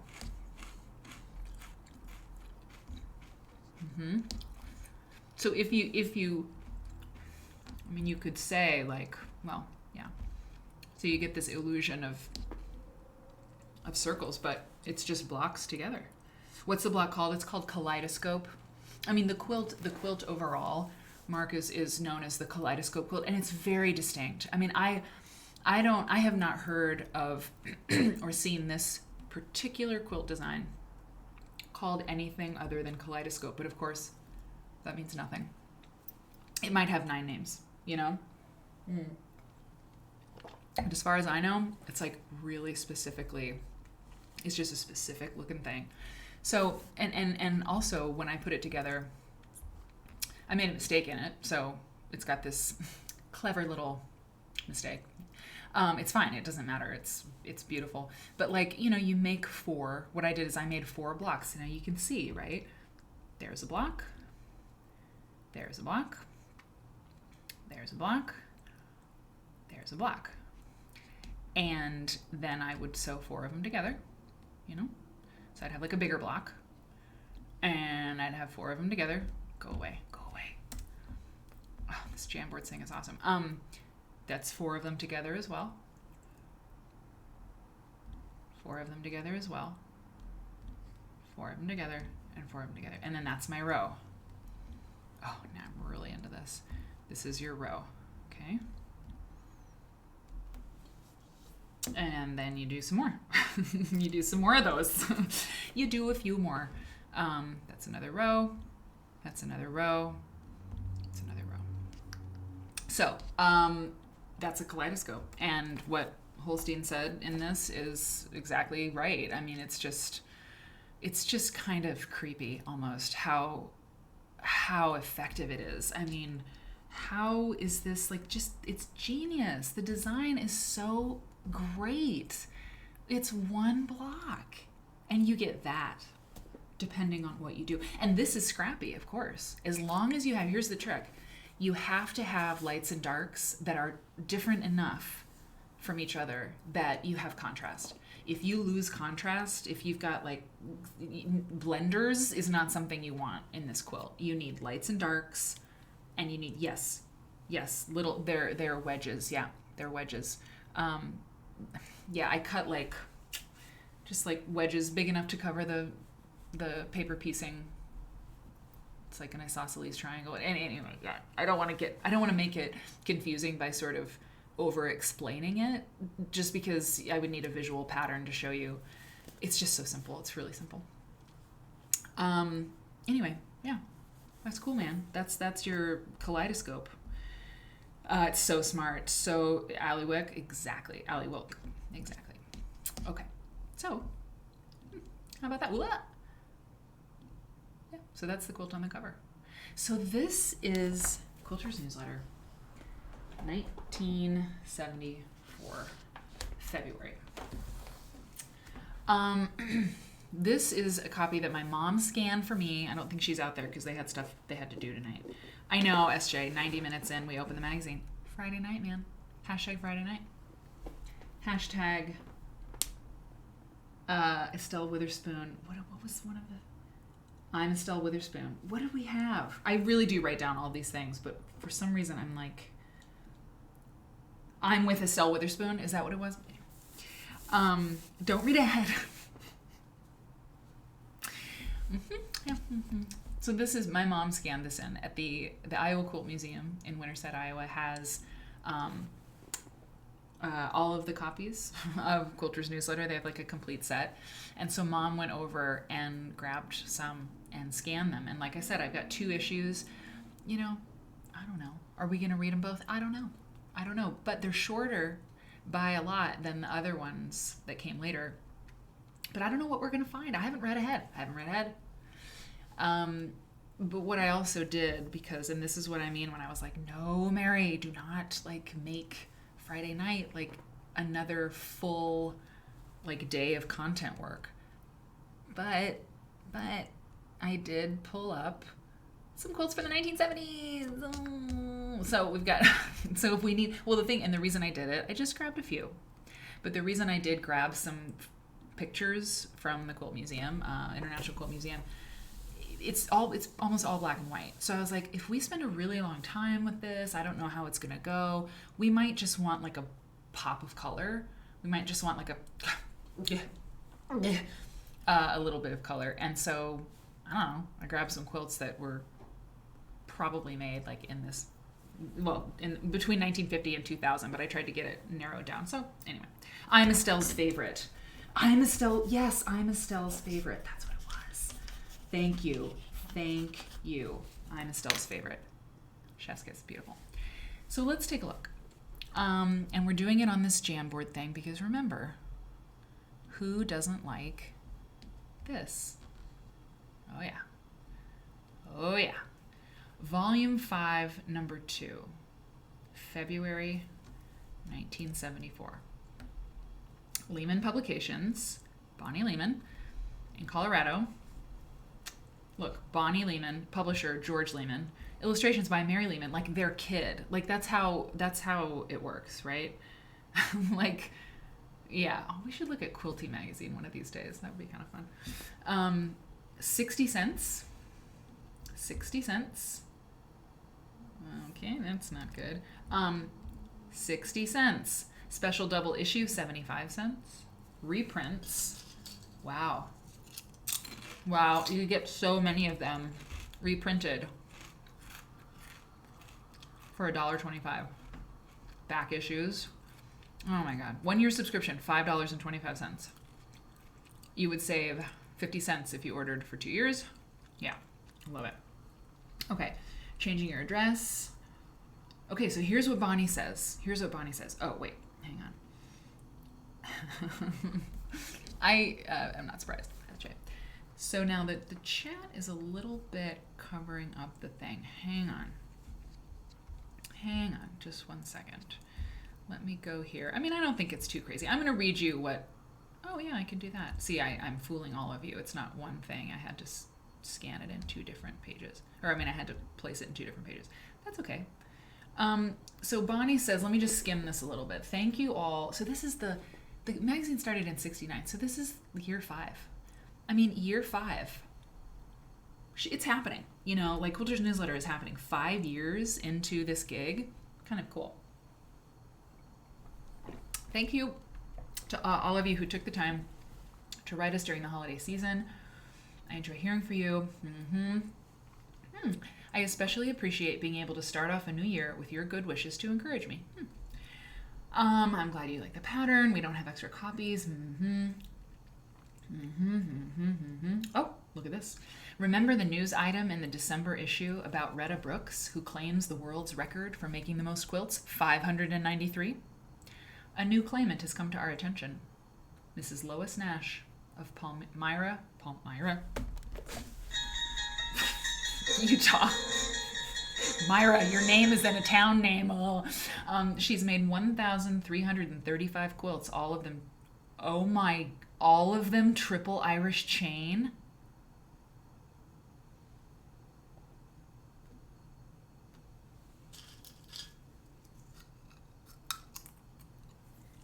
I don't like that.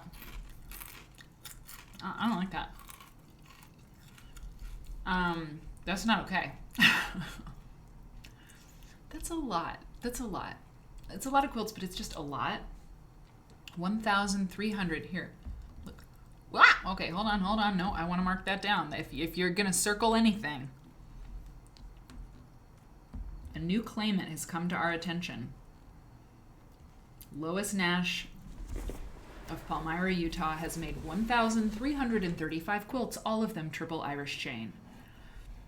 Listen, if your passion is Irish chain quilts so much, I mean, I think you need to like ride over to a professional of whatever kind that you think you'd visit. I mean, I'm not trying, oh, she's crazy, but that's intense. That's like an obsessive thing. It was just whatever. Maybe she had to do it because it made her feel better. Obviously, it gave her something, but that's just a lot of quilts to be one kind of quilt. I mean, they didn't remark on it at all. Bonnie was like, okay, well, we'll run that and just move on. New friends, okay. Quilts and Other Comforts. It says these two ladies were recently together in Laramie and decided to fly down to Denver to see our shop. I didn't know there was a shop, a Quilter's newsletter shop, but there is. Quilts and Other Comforts. Interesting. Quilts and Other Comforts. I just like drawing. They spent almost a whole day. Yeah, I wish everyone could come see us. Working on the catalog. Oh, this is interesting. The last paragraph says, a couple of other quilt shops have recently opened. I mean, they're listing the quilt shops that have opened in the editor's letter. Like it's just, the quilt world is so different from what we know today. 74, y'all, I wasn't born yet. I know a bunch of you weren't born yet. Hey, Echo So. First time chat from Echo So. Hey, we got to give them some, give this person some welcome baskets in the chat. First time chatter. I love that. Michelle, that's Scrappy. Where have you been all my life? This is great. It's very wholesome, Molly. Exactly. So yeah, I was born in 79. So it's just real different. Okay. So several Quilters newsletter readers won prizes in the 1973 Quilt Block contest, sponsored by Progressive Farmer magazine. Okay. That feels like throwback, to the 1930s or 40s or something like that, with like all those quilt columns in the papers. That feels like something that maybe Progressive Farmer has been sponsoring quilt related contests for a long time. I wouldn't be surprised if that's true. There were thousands of entries from 33 states. Don't fight with Estelle. If you just came in, there's a bot in the program that runs on this thing that tries to keep the peace, but really is just invasive and problematic. And I named it after like a very cool crack the whip lady named Estelle Witherspoon, who's important in the quilt story of America. Okay. So that's what they're talking about. I love it. I love this show so much. Oh, ooh. These remarks, this is big, y'all. Hang on now. Hang on. These remarks. Oh yeah. Oh, and the thing below this is the reason that we're together tonight. Okay. These remarks by Patricia Minardi in the Feminist Art Journal are pertinent in the ongoing debate about whether art making is art or craft, quilt making is art or craft. You guys, let me just pause. Don't read ahead. Patricia Minardi, famous feminist writer, speaker. Good night, Ivy. You made it. I mean, this is crazy. Thank you for coming tonight. Patricia Minardi, speaking of Jonathan Holstein.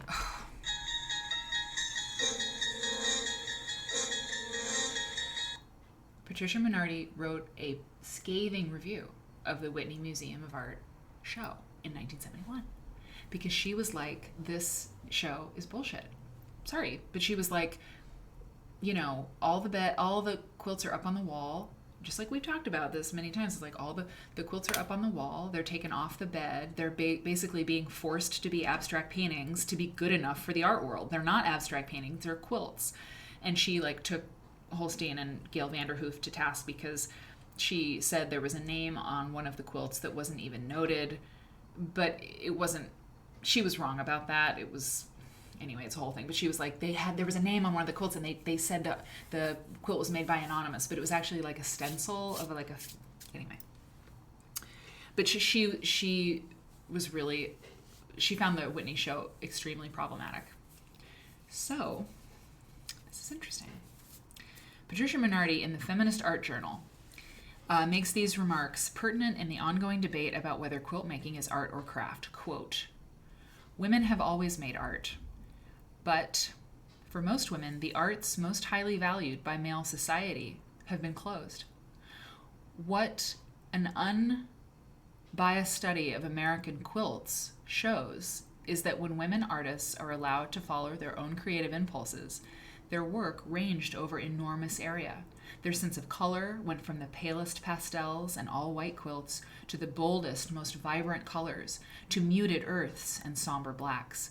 Not knowing women were supposed to favor delicate, lyrical design, they were free to do that when they so desired, but also work out the most precisely mathematical geometrics or strongly rhythmic natural forms.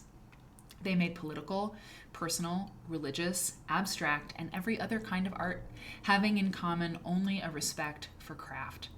Women quilt makers enjoyed this freedom only because their work was not even considered art." Wow. And so they were exempt, holy crap, from the harassment experienced by most women artists. Left in peace. Women succeeded on their own in building a design tradition so strong that its influence has extended almost 400 years, and which must today be acknowledged as the great American art.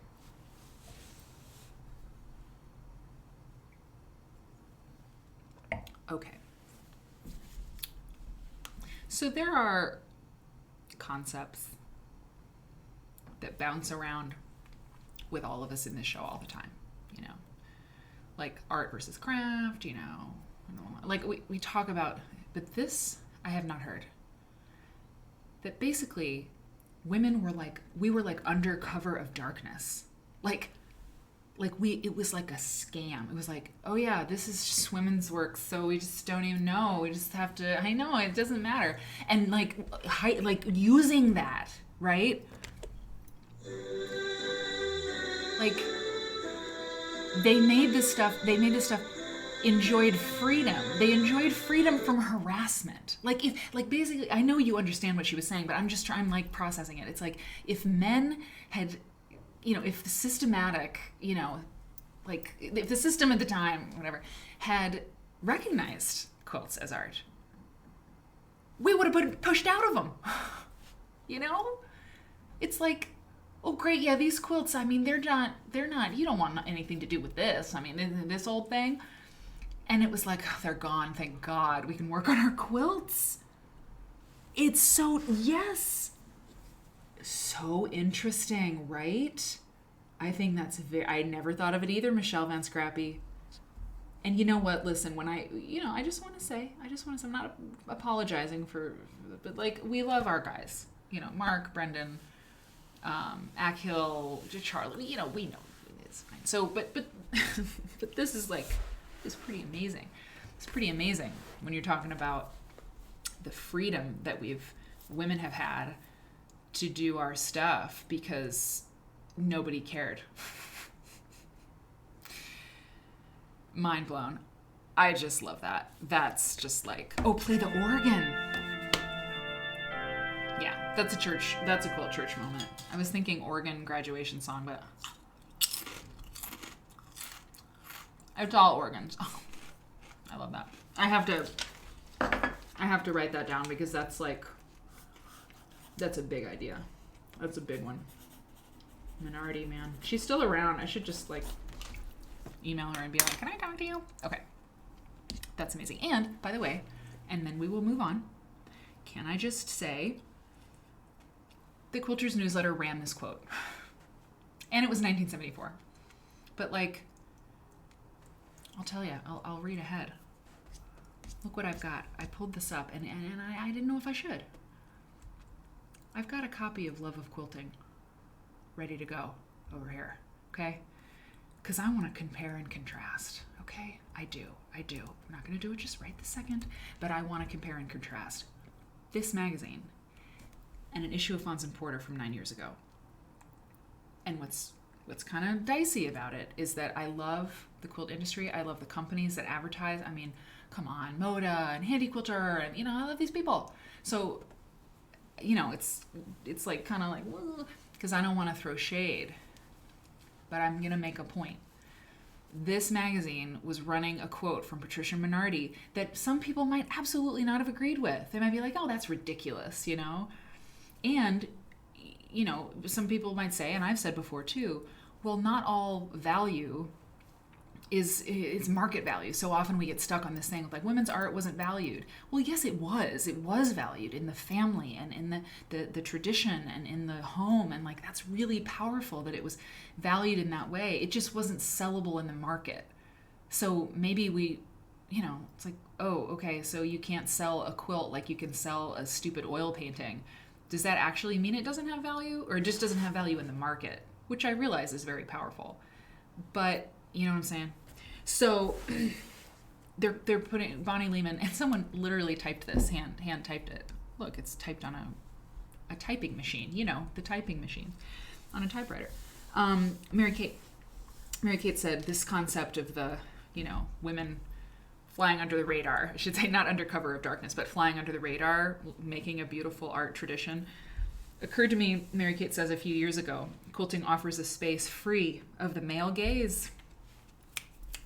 You get the nerd. Male gaze. Yeah, that's a nerdy phrase for sure. And I love it. It's so true, both in terms of the actual making and the end product. Yeah, we're safe. I mean, this term I'm not super fond of, but it's a safe space. It is. It's safe from that intrusion. It is. It is. Must be acknowledged as a great American art. Amen. Amen to that. Elrig says, I still think that sometimes. Oh, thank God they're gone. I can work on my quilt. God bless you. I love that. It's so true. Send her a pair of jersey sweatpants to introduce yourself. Oh my God. She would be like, I want to meet you. They're great. You all have to get some. You'll know what I'm saying when you put them on. Quilting politic. My dad put me on restriction. So I hauled out all my sewing, setting it up on the dining room table, sewing away. Got me one day on rest. So restriction. Restriction. What do you mean? Like you were like grounded? Is that what you mean? And you were like, fine, I'll just sew. And he was like, that's dumb. And you were like, you don't even know. I hate this family. Yeah. Myra says, let's just say whenever my husband goes to Costco for a couple hours, I'm so productive on the sewing machine. Same. Like Eric has been away. He's coming back like day after tomorrow. And now I know he's asleep. It's been awesome. It's been awesome. Only Stella's the quilt nerd police. I think so. Okay. So here's the other thing. And this is another moment where I was like, Mary, you have to just let it be enough. Let the Quilters newsletter be enough, because check this out. I had to Google after I read this, and my mom actually was like, oh, there's this really neat item. I want to do it all in one thing. Really neat item in this issue. I'm going to read it to you. From the New York Times. Margaret Eccles, a former belly dancer, in parentheses, she quit when she was asked to sit with the customers, unquote. How dare you?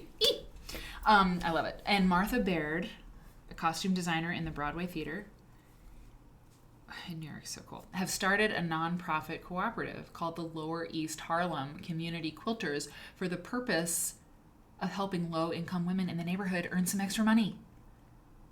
Since this group got going about a year ago, it has created 12 original full-size quilt designs, 7 crib-sized ones, and more than a dozen pillow stylings.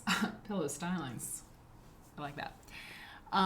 It has sold over 36 quilts and 125 pillows, mostly in boutiques in Vermont. Margaret Eccles is pictured at the right with one of the designs created by the group. Former belly dancer in Lower East Harlem, like making quilts and pillows and selling them in boutiques in Vermont in 1974. Like I just it gives a snapshot of of the world at that time in New York City. I just think it's so great. And so I was like, what? I want pictures of this. So I went to see if I could find anything. And this is from the New York Times. It's probably what they were quoting, right? Because it's from June 29th, 1974. Yeah. And the issue we're looking at is July 1974. It's so Vermont. I know. Is anyone here from Vermont? We should talk about Vermont at some point. I had a very strange experience when we did the Vermont issue of Quilt Folk. It was amazing. It was amazing, and it was an unusual place. Anyway, so here's this article. 80-year-old Marie Medico, I'm reading the caption, top left, holds her calico tree patch, while Lorraine Townsend, 8, at right, displays a patch of the Empire State Building. Workers above arrange the Bicentennial Quilt. 1976, people were preparing. It was a thing. It was a whole thing. So this article is all about that Lower East Harlem quilt group. I just think it's so cool. As far as maps of New York City it's a cartographer's nightmare, a hodgepodge of misshapen boroughs, misplaced streets, and missing landmarks. But as far as quilts go, it's a work of art, a delightful depiction of life in the Big Apple, complete with street scenes, skyscrapers, subway tracks, and traffic jams. The New York City Bicentennial Community Quilt, a 7.5-foot square made of about 40 multicolored cotton patches, was assembled yesterday at the Bicentennial Corporation headquarters at 355 Lex Avenue. I mean, it's just really neat. It's just really cool. It's like a really interesting moment, right? In Lower East Harlem, I mean, I don't know. It's great. I wish there were some more pictures. But here's the question now: where's the quilt? You know what I'm saying? Yeah, exactly. We're all like getting our time where we can get it, you know, with the quilt stuff. Look at that quilt, the big one. Wait a minute. Yeah, this one. Yeah, this one here on this page, Mother Nature, that they're all working on. It's huge. What did they just say? 7.5 feet. Michelle Vince Krabby. Oh, that's great. That's great. I just love you people so much. So it's in a box in a basement. You're probably right. Somebody knows. Somebody's got it. Anyway, so that is a really cool thing. Okay, here, look, the palm. Religion was very important in the lives of early Americans, and several quilt patterns created during the 18th and 19th centuries were given names with religious connotation. For example, we have Jacob's Ladder, Job's Tears, Crown of Thorns, and one of the loveliest of the patterns with a biblical name. Again, we're talking about the Bible, which we did yesterday. I'm not going to play the sound effect. We all know. The palm. It's also called Hosanna. Ruth Finley, in her marvelous book, Old Patchwork Quilts, mentions this particular pattern.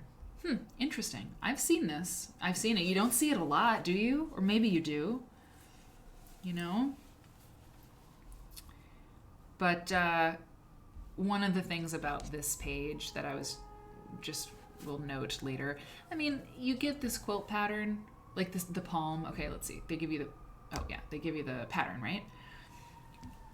But you get this context. And we said it before. I mean, last time we were doing this 2 weeks ago on a Friday night, it was the same thing. It's like there was a time, and it lasted a long time. It wasn't just in like 1974 that you got more as a quilt person in your publications. You got more. You got history and context, and you got community that wasn't just like, oh, I also bought that magazine community. You get like, it's just, there's like, there's muscle on the bone, you know what I'm saying, with Quilter's newsletter. Quick to make quilts for single beds. That's depressing.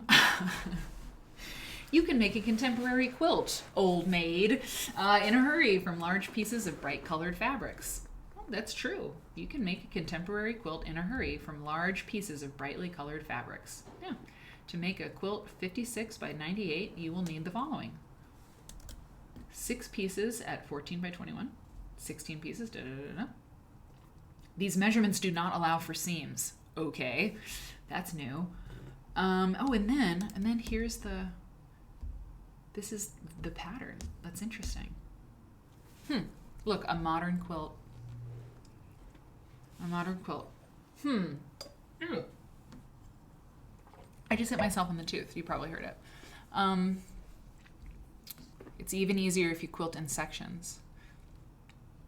That's a pretty quick freaking quilt. And you know what? They didn't even have rotary cutters. They had to cut the pieces out. You know? Bind the edges after quilting. Whoops. I know that like we have patterns that tell us that too, but bind the edges after quilting, some people are like, what? Like if it's your first quilt, you don't know what that means. And it reminds me of Mary Berry on Great British Baking Show. Her recipes are like, make the meringue, you know?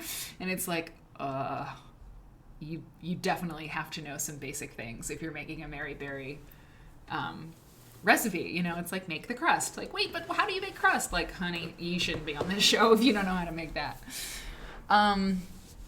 With this one basic block, by the way, like, we're on page 7 out of 15 of this layout. Like, it's a short, it's not a very long magazine at this time. Hey, okay, proud, howdy. You little late, what is LTTP? Little tiny tipsy poodle. LTTP, what is that? Oh my God, Margaret, really? Margaret wrote some quilting books? That woman, the former belly dancer? That's so awesome. She has so many books out. What? That's amazing. Esther, are you going to QuiltCon? A Nunmaker, late to the party. I like little tiny tipsy poodle.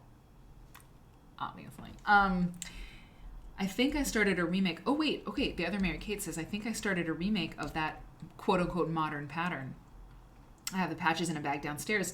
Thanks. Now I can return to it. Look, just, you know, we can all be grateful that we have like rotary cutters and, I mean, sewing machines have been around for a while, but you know, you can whip that thing out. Whip it out.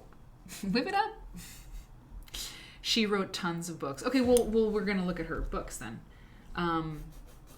What's her last name? I just want to write it down. I do take good notes. Margaret Eccles. Okay, cool. That's awesome. That's so cool. That's so cool. What are her books? I mean, is it technique or like fabric dyeing or... Yeah, I know. LOL doesn't mean lots of love. It's sirens, yes. The sirens. Megan. Hey, Megan. Oh, Lord. Okay. So, okay. Also note, because what we do right after this is we're going to look at the Love of Quilting issue quickly. But you don't have to look at it.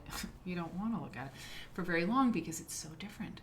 And one of the ways it's so different than the old magazines, and really what I mean is newer magazines versus older magazines, not counting Quilt Folk, which is literally true. It's not a plug for Quilt Folk. Well, it is. Quilt Folk does not have ads. Okay? So the difference is the ad thing, basically. But look at the amount of content in this Grandma's Corner. You know? That's a lot of words. Now, what does Grandma have to say? This is also very cool. The shadow box. And that's, let's see, is that hard though? Is that block difficult? One basic block, you can make several quilts that look different by changing, position of the pieces as you sew them together by varying colors and fabrics. Okay, that's fine. Arrangement I can handle. So those are the templates. Oh, that's sneaky. They printed the little different layouts in the pattern pieces. Is that true? Yeah. Oh, yeah. No, that's fine. It's not hard. Oh, cool. I mean, that's just so modern quilter to me, you know? You know what I'm saying? Little tiny tipsy poodle, I'm telling you. Maybe it's our little mascot. a little poodle. Me. So Grandma's Corner. I won't read all of this, but by Theo Essen. Theo Essen. I think I'm a clothaholic. Hi, Theo. Every time I go into a fabric shop, it takes real self-discipline to restrain myself from buying some of every lovely textured piece or print in sight. Theo, you gotta talk to somebody. One thing that helps me keep in control is the reminder of drawers and shelves loaded with material that I've never yet made up, but I'm always tempted to buy more. Who can relate to that? I think it must be a hangover. Oh, he's really going with this extended metaphor of alcoholism. I think it must be a hangover from a childhood when beautiful materials were not all that plentiful. I say I'm not going to read it all, but then it's good. Or at least beautiful materials were bought with utility largely in mind. Our everyday dresses were nearly always dark, sprigged calico, and our winter school clothes were usually dark wool skirts. Theo is a female. I've never met a bit of, maybe it's Theodora, right? Or Theo, you know. And jumpers brightened only by white or light blouses. And always there were black sateen bloomers. How I hated them. Wow. Put a 1 in the chat if you've ever worn black sateen bloomers. SJ Pepper, you're not allowed to respond. Everything in our house was homemade except the yearly supply of long-legged underwear. And girls, I can do this. Of course, then you might be tempted to read ahead. I can still remember. Wait. Okay. Yeah. Everything in our house was homemade except the yearly supply of long-legged underwear, and girls' black stockings and boys' socks ordered from the mail order catalog well before their winter need, so they didn't sell out. Probably right. Along with a mound of black sateen for making the bloomers. Ugh.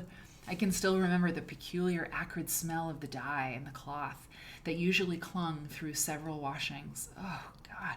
Thinking back, it must have had something to do with producing the sheen, for the smell seemed to dissipate with the shiny look of the material. I hate this for Theo. When I would complain to Grandma about the long black rib stockings, she's writing this well. I mean, there's a lot of evocative language here. Lots of nouns, right? Black sateen, acrid dye. It's very good. When I would complain to Grandma about the long black ribbed stockings, she would remind me that I was lucky. She would say, when I was a girl, we had to knit our own. I knew what she meant, for it was a mark of growing up at our house to be given a pair of store-bought 5-fingered woolen gloves to wear to school. Oh my God, this is really intense. The little kids in the family still had to wear the hated hand-knit mittens. Dun dun dun! There's more. I mean, wow. It was a real genius who hit upon the idea of putting bran mash and chicken grain. Oh, this was what I'm saying. Yesterday we talked about Texas and how hard it was out there on the prairie where worms. This person, it's amazing. How it was a real genius who hit upon the idea of putting bran mash and chicken grain in color-fast printed sacks. Oh man, this is so cool. How well I remember Grandma and her neighbors getting together to swap patterns in order to get enough sacks to make a whole garment. We were just talking about this stuff, you guys. For years, my summer nightgowns and even undergarments were made of printed feed sacks. But I'll have to admit, the patterns were pretty, even though the quality of the material was not uniform or fine. Who was I talking to? Somebody was saying how you wanted the flour sacks because the sugar sacks were super itchy. Like, the sugar sacks were the worst, but the flour sacks were really comfortable. From this advanced stage in my life, I realized that we as children were extremely well dressed, thanks to Grandma's skillful and loving hands. Even our winter coats were often cut down adult garments that were cleverly turned so that the newer looking inside fooled the world. Oh my God. Yet how I longed for and envied those wearers of store-bought clothes. Maybe that's why I'm such a procrastinator about making up my yards of beautiful materials today. I think 1,000% that is why. And you earned it, and I'm not being cute. It's really true. Oh, God, okay. Oh, yeah. I think it is Holmes. I think my little pupper quilt he's at least part poodle. Lauren Kroon just saying, Quilt Folks beautiful. You were sobbing reading the Kentucky issue. I love that issue. I love the concept and can't wait to see how the publication grows. Me too. You know, that's a special magazine. It's very special. We're all fabriholics, totally. Margaret, I'll try to find some YouTubes and stuff to make sure I'm pronouncing her name right, has a book called Foodstuffs, published by Row House Press. 22 stuffed calico fruits and vegetable patterns on Etsy, free shipping. They're like soft sculpture.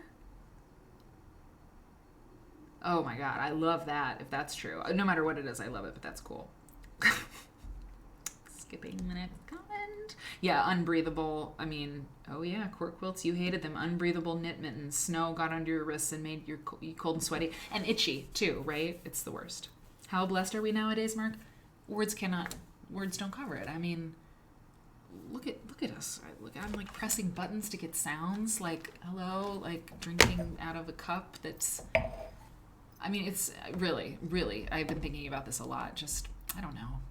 There's just been some suffering around, you know, lately. And if you're watching the show, I mean, look, we've all got some pain. We've all got our troubles. Oh my God. But if we're together right now watching the show, there's a lot that's really good. Because there's just a lot that's really good. And I'm grateful. Oh. New ideas for quilt patterns. I think we'll probably do the one issue tonight. Yeah, we probably will. I mean, it's probably just going to be one issue, but it's not all, because I have a few quilts and then I have that issue of Love of Quilting. I just wanted to set you up for the truth. Like, I don't know, because I get hung up on these things because they're interesting, right? The point is not just to blast through them and be like, well, that's cool. Now let's move on. I mean, this is the point. We're reading it together, right? I'm always interested in if you're enjoying yourselves. And so I just don't know. But I think you are. You're hanging out, so that's good. New ideas for quilt patterns. In the November issue, we announced that we would pay for ideas we can publish, suggesting ways to use quilt blocks other than in quilts. What? Here's an idea from Sharon Moore from California. She writes, when I was making my first quilt, A Grandmother's Flower Garden, says Sharon, I used to hold each block up to the light because they looked so pretty with the light shining. This is where I am, by the way. Hang on. I'm going to use blue. New article, new circle. Slightly a circle. I used to hold each block up to the light because they looked so pretty with the light shining through them. Rather a stained glass effect. Stained glass? Said it earlier, didn't we? Yes, we did. That gave me the idea of making a quilted lampshade, said Sharon. I have questions. Piece a hexagon block and straighten the edges by trimming. Make a hexagon frame with pieces of balsa wood or wire. Stretch the block over the frame and glue or baste it to hold it in place. Okay, so they tell you how to do it. And then this is the... Sharon says, we've used our shade almost 4 years by now. Or 4 years now. It has held up very well and has drawn many compliments from friends. I don't know, it seems like it's a fire hazard, but I mean, I guess it's a lampshade. I mean, lampshades are fabric, but they're not cotton, are they? I mean, look, they're not going to print this. I mean, she's been using that lamp for 4 years, you know, so it's probably fine, but it gives me pause. How much did they pay Sharon? We'll never know. We'll never know. Look at this hand-drawn art. It's so nice. It's so nice. And it took forever, right? Compared to doing it on a computer. It's like, Mark, you know, you're saying, you know, we're so, have it so much better. I mean, you didn't say we have it so much better now, but you were making the point, like, things have changed so much, and it's like, yeah, and in so many ways, it's just so great. I mean, we are grateful, you know, because we can make a magazine so much more quickly than you used to, in a lot of ways, because you can make the patterns on the computer, and somebody who's been doing it for years is like da-da-da-da-da, and your pattern's done, instead of someone sitting at a drafting table with pen and ink and, you know, a compass doing that. Although you do kind of lose a certain style when it's gone. But okay, easy quilt making lesson number 43. The best way to show various ways to set blocks together is through pictures and drawings. This month we show you a photo of cottage tulips. Cottage tulips? from the collection of the shop Quilts and Other Comforts, which is their shop, right? Circular blocks are set together. Wow, this quilt is intense. Are set together with white joining blocks with convex sides. Oh, God, that's really hard. A colored bias strip 2 inches wide follows the curves of the block. I'm going to zoom in on this thing. This thing is for real. A white outer border is added, and the finished quilt is bound with the pink print found in the pieced block. So it's like all white and pink. Oh, God. I mean, circular blocks with convex pieces. I mean, that's just all set-ins and curves. That's just all that. Am I right? Am I right about this? That's what it is, right? I don't like it. I don't want to do it. I don't want to do it. Oh, yeah? Oh, yeah. Victoria Finley Wolf has a similar tulip pattern. Not surprised. Oh, you know what? No, I'm thinking of a different quilt that has kind of like spiky parts to it. Kansas City Star. 1931. I believe you, Mother Nature. I believe you. Bless their hearts. Good point, Cork Quilt. Speaking of technology gratitude, we can use those quilt block lampshades safely with LED bulbs. You are correct. That's a really good point. I mean, a quilt block lampshade would be awesome. In fact, I could really see that getting hot. Like if it was like different shades of white, like bone and beige. It'd be really cool. It'd be really cool. Top tips. Top tips. We send $1 worth of patterns to contributors to this column. Metal templates have been mentioned several times in Quilter's newsletter lately. I'd like to suggest a handy metal template for quilting patterns that's easily available to everyone, and that is the handy cookie cutter.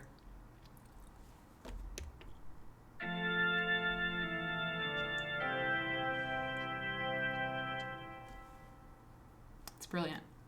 It's brilliant. If you want to do like gingerbread quilting in your next quilt, go get the cookie cutter.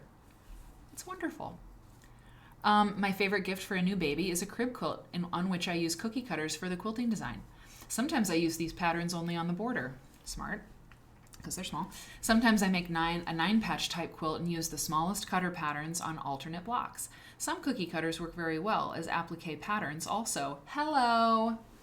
Simply mark around the cutter with a pencil to make your design. That's a really good tip. Listen, Holmes, I'm telling you, that's pretty cool. That's pretty cool. Silk lampshade. I mean, you could make some really, really neat textured quilt block. It's cool. It's a really cool idea, actually. You know, it's a really cool idea. Pattern. The cookie cutter thing is pretty good. I mean, it's pretty good. And some of those oh, you know what? Some like fancy cookie cutters. Like we have one or two. I think we have like a Christmas tree and a gingerbread man that have like a handle. I mean, that's perfect for drawing around. That's perfect. She did earn that $1. She got the dollar bill. Got that $1 bill, y'all. Okay, so this person says, pattern in the pattern collectors exchange. Will exchange my old quilt patterns for yours. Mrs. Curtis Wilson, 2707 Quebec, Little Rock, Arkansas. My mom was saying, oh wow, does anyone have a quilt pattern called Broken Stove Lid? If you do, please give me a price. Lois from San Antonio. This is amazing. This. My mom said Quilter's newsletter was our internet. It was our internet. It was our bulletin board. It was everything. Obviously, right? Quilt clubs. The following people would like to start or join a quilt club in their area. Oh my God, why does that make me want to cry? It's so sweet. It's just like, oh, I can tell you this. Okay. Yeah, Pottery Barn. That's interesting, though. That's interesting. Pottery Barn. Well, anyway, so I can tell you this. So I was reading, I think it was the New York Times or something months ago, like last year. And they talked about this podcast where this woman it was like the lead story and like I don't know, the lifestyle section or something, about this woman who was doing a podcast about weight loss and how she was just like blasting away like all the diet industry stuff and all that. And her podcast is really popular. And I just got into reading this article and I looked at the comments and this one woman, I took a screenshot of it. I could find it. This one lady said, how did it go? I say it all the time now, but she was like, my name is Lois, and at this stage in my life, and I'm 87, or I'm 83 or something, and at this stage in my life, I feel that I have gotten to a good understanding about my weight. No more yo-yo dieting.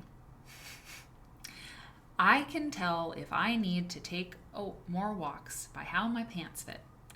And that's what I've decided. Your podcast sounds interesting. I will give it a try. And I think I will give it a try. Or I will give it a try. But I loved the way she said, no more yo-yo dieting. Your podcast sounds interesting. I will give it a try. It was like, thank you, Lois. Thank you very much. Like, sincerely, thank you for giving it a try. It was just there was something about it. I go with how my pants fit. No more yo-yo dieting. I don't know if you feel me on this and how endearing. Yes. I took a screenshot of it. I was like, oh my God. Like, I've done that. Nope, that's not going to work. It never did work. I enjoyed your article about your podcast and I will listen. I'll give it a try. Okay. Yeah, well, that's the problem with jerseys, maybe that too. I have to be careful. Yeah, you wear the jerseys and you don't notice what's happening. So yeah, the quilt clubs just make me think of, Lois or whatnot. The following people would like to start or join a quilt club in their area. Arlene McGow in Bayshore, New York. I would like to start or join a quilt club in my area. Mishawaka, Indiana. Oh, wow. Okay, patterns and specials. Okay, and then good idea from Donna. Oh, this is great. Good idea from Donna Renshaw. Good idea from Donna. Donna says, I like the idea of putting blocks together in a unique way. Oh my gosh, she really did. Look at that sunbonnet Sue. It's awesome. It reminds me of that Garfield and Arthur quilt. Donna says, we should use our imagination more. And create interest in the way we set the top together. This is my Evita. Donna Renshaw's book, Quilting, A Revived Art. Love it. Donna Renshaw.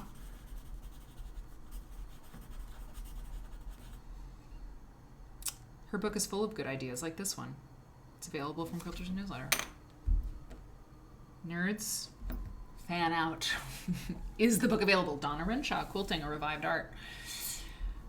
I love it. A good idea from Donna Renshaw. You know what? Hang on. I gotta make a secret note. A good idea from page 11, QN, July 74. So my mom corrected me. I was like, asked her something about QNM, or I was typing a note and I was like, okay, QNM. She's like, no, it's QN. I was like, okay, but that's like a thing, is that it's not, when you abbreviate Quilter's newsletter magazine, it's not QNM, it's QN. Mary Kate, if she's still hanging out, she's probably like, oh yes. Abe Books, of course, has the Renshaw book. Abe Books needs to give us some money. Embroidery kits, they're selling. Metal pattern templates, who needs them? We have cookie cutters. You guys, I'm really punchy tonight. I love it. I'm having so much fun. Okay, but we have to bring this. I mean, we don't have to do anything. My only fear, you know why I would sign off? Because I was tired, but also because I would be afraid that just people would just be like, I gotta go. I gotta go. Just then table talk. I don't know if you can do that or not. I think you can send whispers or something across Twitch where it's like, can we just all leave, or is that going to be really bad? I think my internet's going to go out soon. She just keeps going. We feel bad, but like, Quilter's Newsletter. Yeah, QN. Listen, I've thought about it. Quilter's Newsletter, Quilt Nerd. If there was a Quilt Nerd magazine, it'd be QN. Part of the survey that I have started to give out to you, there's a couple, is like what you would want to see in a Quilt Nerd magazine. I want to know. Month from Quilter's Newsletter. Okay, needlework supplies. Oh wow, what is that? What does that mean? Month from? Did I miss something here? Have I got the pages wrong? Oh yeah, interesting. Oh, that's interesting. Sorry, I've got the layout. I've got the layout wrong, actually. It should be, hold on, it should be this. It's this. But that's okay. That's okay. I'm going to copy that. Do that. Patterns and specials of the month. So, okay. From Quilter's Newsletter. So this is, embroidery kits, metal pattern templates. Look at this. Here's fabric. Cottons and calicos. No, Estelle would put the smackdown on the Whisper. She'd be like, no table talk. She was arrested, okay? Like, she was at Selma. Like, she does not mess around. Cottons and calicos. We have just received a shipment of over 35 new prints. These include tiny florals, a few stripes. I mean, they're describing the fabric that you can order by mail. Like, and then we look at the quilts in the 70s and 80s, and it's like, wow, fabric was really different. Like, yes! Sometimes you were ordering it by mail. We click on a thing, and we get the stuff in our cart.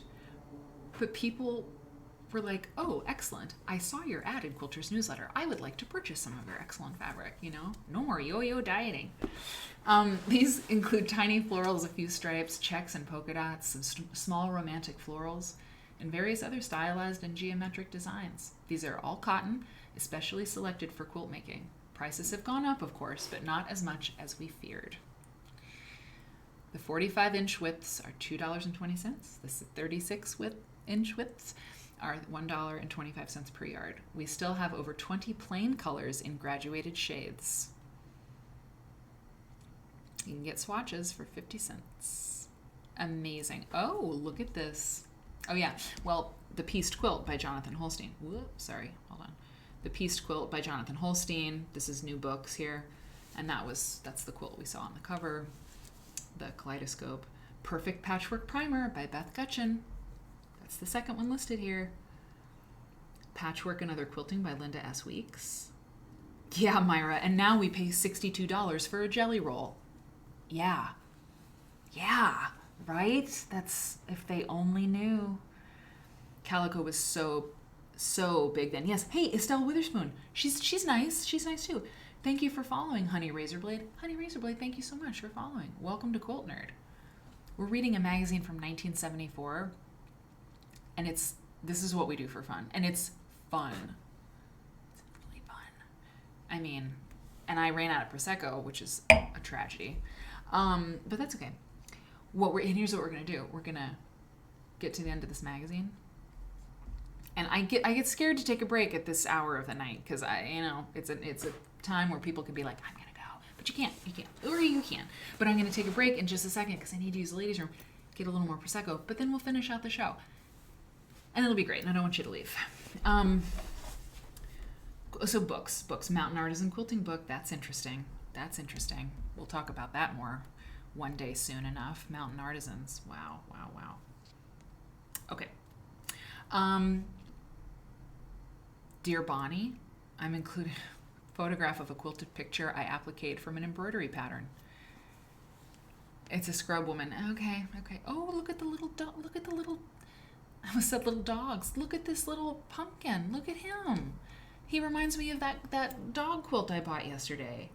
Hey, all right, Honey Razorblade says, I love it. I saw you and your mom in Seattle a few years ago. Back when the world was normal and everything was fun and people could travel and do fun stuff. That's so cool. Me and Mom in Seattle. I think I remember that. It wasn't at Puyallup, was it? That's not Seattle, I know. But Seattle, well, maybe I'm thinking of, yeah. I loved lecturing with my mom. It's been a long time since we did. But she's on Quilt Nerd sometime, so you gotta stick around. I'm so glad you're here. Welcome. Can we send welcome baskets to Honey Razorblade? Because it's the first time chatting. Welcome basket. The fairground. Yes, the fairground. Jade Answer. I didn't see you come in. I'm so glad that you're here. Yeah, so demented. It's a good thing you're such a fabric hoarder. Totally. I mean, the cost of fabric is insane. But look at these little guys. I don't know. I mean, if people weren't here, you know what I gotta do? You know what I'm gonna do? I gotta do it. I gotta show my puppy quilt. It's right here. It's right here. It's like on my desktop. Nope, it's not. No, I gotta show the puppy quilt. It's the perfect time to do it, and I want to do it. What's the date today? The 21st. So it was on the 20th, wasn't it? It's on the 20th. Okay, fine. Maybe I don't have it after all.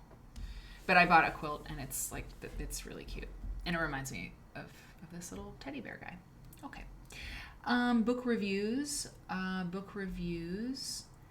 Oh, look at this. All the quilt lovers I know have been eagerly awaiting this book by the man who has been widely credited for reawakening the interest of Americans in their most venerable native art form, the pieced quilt. After the collection of Jonathan Holstein and Gail Vanderhoof was shown at the Whitney Museum, people who had never thought about quilts before were made aware of their graphic expression.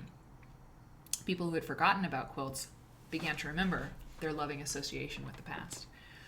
And so then she's like, the book has come out, so you got to get it.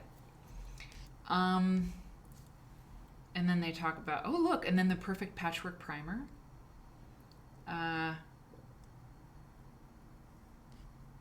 Oh, interesting. Yes, okay, so sorry, I'm just going back a second. So these are reviews, and I wanted to make a note of it because in the magazines later, like we'll see, they're not book reviews, they're ads for books. But they don't say they're ads for books, but there's no critical view of it. So here, this person's saying, if there is a criticism of the book, it's the Herculean attempt to be a complete resume of American quilt tradition because of breadth and impossible task. The first chapter is historical, maybe too academic for the average quilt fancier to wade through. The quilts depicted and discussed are heavily skewed toward the New England, Pennsylvania, and Amish idiom, interesting word choice, but agreed. Appalachian, Midwestern, and deep Southern quilters will find little representative of their forebears' work. So true.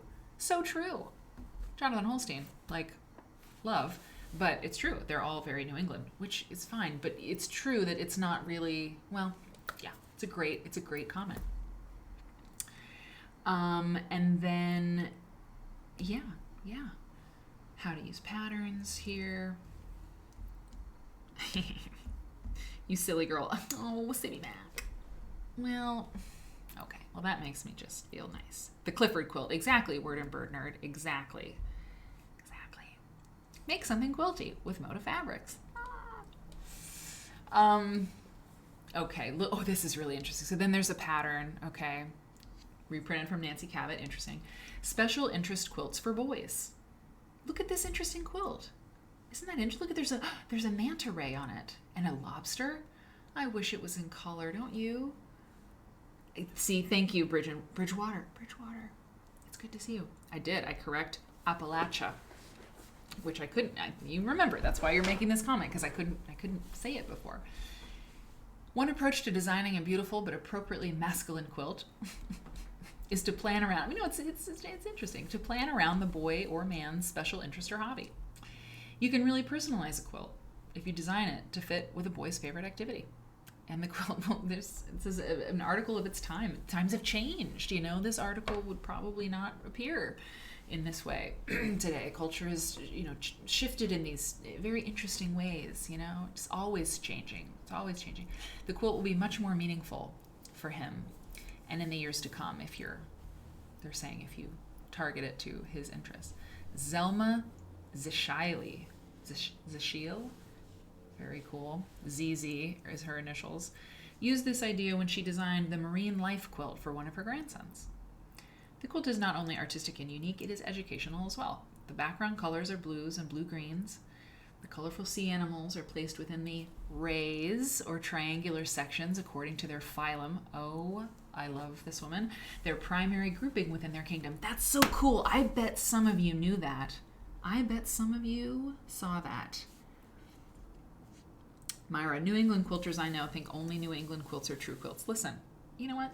I don't want to cause divisions, but I get it. Like, yeah, I've felt that vibe. I have. No quilt nerd person is that way if they're from New England. And I'm not just saying that to be like, I know nobody, but really, like, if you're into this show, you probably are not like an elitist in that way. But I've fully met, you know, that kind of New England quilt snobbery. I have. I'm a snob about certain things, you know. I can cop to that. It's lame, but people have things that they like. But there is this certain superiority sometimes with some of these, like, it's just true. I just completely get it. You said it. You said it, not me. You said it, and I agree with you. I have one tell me from Vermont, if it doesn't look like it's Amish or pieced and quilted by hand without templates or papers for EPP is not real quilting, as if.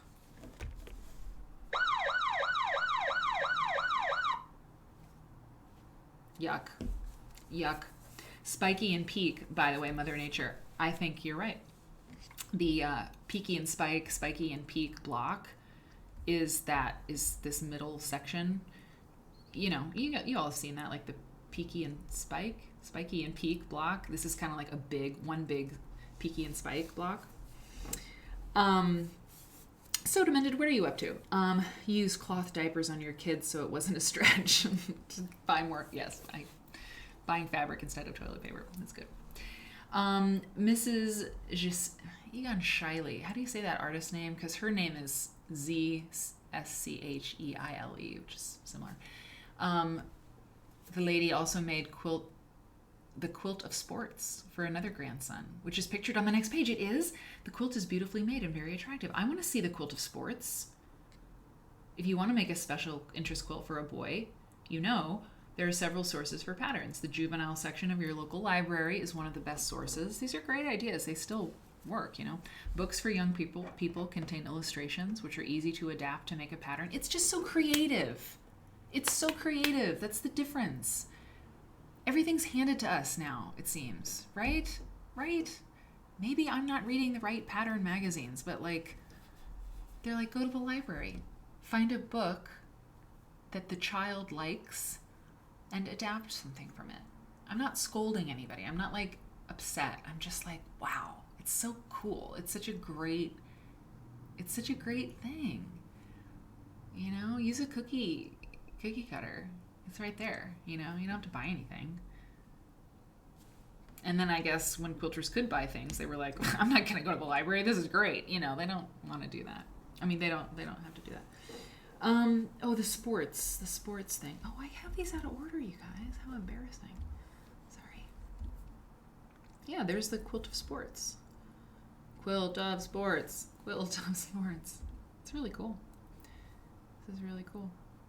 Yeah, it's nice. I like that kind of quilt a lot. Pictorial, fun, bunch of different things to look at, a bunch of different things to see, you know. Here's an American. I just wish it was all in color. But it's you can still tell what's going on. The train and the America. Uh-oh, here it comes. This is a beautiful, beautiful, famous quilt. We'll look at this at some point. This is like, do I have it over there? No, I don't. I mean, not the quilt. It was on the cover of Quilter's Digest, the Quilt Digest. We'll look at this. In fact, that should be an intro quilt. It's the, what do I call it? I'm going to put Quilt Digest. It's green and white. It's exquisite. Green and white. Yeah, that's what's up. The doggy in my doggy quilt belonged to the boy on that quilt. Listen, I gotta get that doggy quilt pulled up here. Okay. So yeah, don't you worry. That quilt is very famous. That one that you're seeing with the leaves on it. And it's actually really cool in black and white, but when you see it, you'll just die. Children of Many Nations quilt. This is really cute. This is the fourth in a series. Another issue. The other issue I looked at from 1974 and scanned in, so we have it ready for next time. We want to go to 1974. This is a series and it's so cute. Look, Children of Many Nations. The fourth block in this series is a boy from the Alps. But one of these girls, the issue that I also have has this little girl from the Caribbean. It's this one down here, and it's just so sweet. It's like all these little boys and girls from all around the world. Children of Many Nations. Mystery block of the month. Can you identify this block? Our source of information on this block is the Capper's Weekly Quilt Block Service. Circa 1930, Capper's Weekly Quilt Block Service? That sounds fake. But we know because it was 1930, Mountain Mist was all up in that. You know what I'm saying? Oh, I see. Oh, yeah. The doggy belonged to the boy, this little boy. I think that's what you're saying, Myra. I was thinking of the other little boy who got the sports quilt. I understand what you're saying. I'm getting it. Ugh, gross. Quilts, I just read that. I hate that. I hate it. See, there's your pattern for the little boy. Maybe it was copied from a children's illustration book.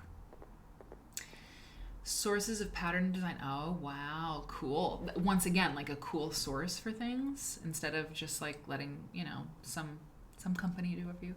Victorian stencils for design and decoration. A softcover book containing many design ideas for quilting patterns. Interesting. So it's not quilt specific, right? This book. Last minute news. Last minute. It's just crazy. Like this is the hot off the presses news that is typed up and sent out in a newsletter, instead of a tweet. It's just, the world has changed so much. It's just unbelievable. It's really unbelievable. The Department of Recreation and Parks in Richmond, Virginia is now sponsoring quilt classes. Richmond, it's not even 10 o'clock. Why does it feel like it's like midnight and a half? I don't know. 2 interesting books on Hawaiian quilts have just come out. Hawaiian Quilting on Kauai is a Kauai Museum publication. And Hawaiian Quilts by Stella M. Jones, originally published in 1930, interesting, has been Hawaiian Quilts 1930. Hawaiian Quilt Book 1930. That says, hi, Quilt Book 1930, but I think I'll understand. I think I'll know. Hawaiian, no I won't. Hawaiian. Okay. Published by the Honolulu Academy of Arts. This is probably the best collection of photographs and material available on Hawaiian quilts. Interesting. Ooh. And this is the last page. Look at this. Okay, so this is the last page. It's the order form.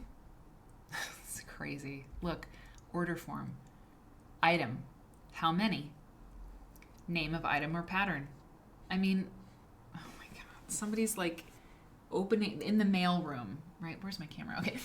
In the mail room, like opening these order forms and putting them in a basket, to have somebody go to the warehouse and pick everything, or go to the, other room to pick everything. It's just wild. Armchair shopping center. Ad rates, put an ad in here. Wow. Machine quilting. Send for information. Orlena Armstrong, Halfway, Missouri. Beautiful machine quilting. I bet Orlena was like, damn, I should have put beautiful in front of my machine quilting thing. Armchair shopping. I know. Beautiful machine quilting. Let us quilt for you. Send your quilts now. Send for free information. Or 25 cents for sample and information. Quality Quilting, Stover, Missouri. Canada Quilts, quarterly quilt newsletter. Offset, photos, old and new patterns, and quilt chatter. $3.50 a year. Whimsy doll pattern. For cuddly little doll to match baby's quilt. I mean, can you believe, I remember, speaking of quilt police and stuff, I just remember some people being like, well, actually, did you quilt that? It's like, no, I sent this one to my long armor. I mean, I have said that at times in my life and seen some people like, oh, it's like, girl, people have been, quilting services have been around forever. Long arming, yay, Ivana, all of our long armors, It's nothing new to have someone quilt your quilts for you. It's like, It's a collab at that point. It's so cool. The Quilt Enthusiast, number 2. A detailed 40-page listing of addresses where one can buy quilt books, patterns, and magazines, and supplies. A travelogue of annual quilt events, and a section of history and chatter with photos. It's just so cool. I love this. I love it. I love Quilter's newsletter. It's so cool. And then look, this is the page where you put the address. I mean, it was literally stapled together. It's newsprint, and it's typed. Good night, Allie Wilk. Is it Allie Wilk? Yeah, Allie Wilk. Okay, you got to work tomorrow. It has been fun. Thank you so much. I'm so glad you're here. I love having you here. Good night, Teacher Stitch. Your long day just caught up with you. Same. I'm feeling it. Thank you so much for coming. Oh my God. It's Quilter's Newsletter Friday. This is what we do. We'll do it not next Friday, but the next one, every other. So yeah, okay, so we got this. We did it. We looked at an old issue. And now what I'm gonna do, I'm not gonna take a break. I don't need to take a break. Here's what I'm gonna do. If you're not gone yet, check this out. Because this is how quick I'm gonna do it. I practiced this. Just 1 minute. We've seen the Quilter's Newsletter, we've been in that world, and I just want to compare by going very, very quickly, through this issue of Fons and Porter's Love of Quilting from 9 years ago. And like I said, I'm not throwing shade. I love all the quilt industry people. These people, I've been working with them for many years now. It's not about them. It's about the format. And I just want you to notice how much copy is in this magazine compared to, that is such a goofy ad, by the way. Like how many stories are in this magazine versus how many patterns and ads.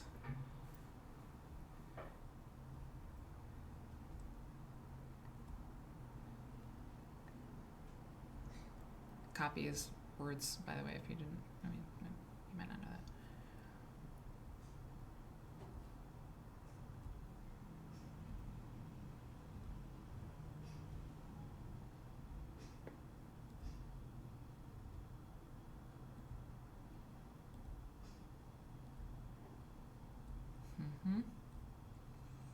It's almost over.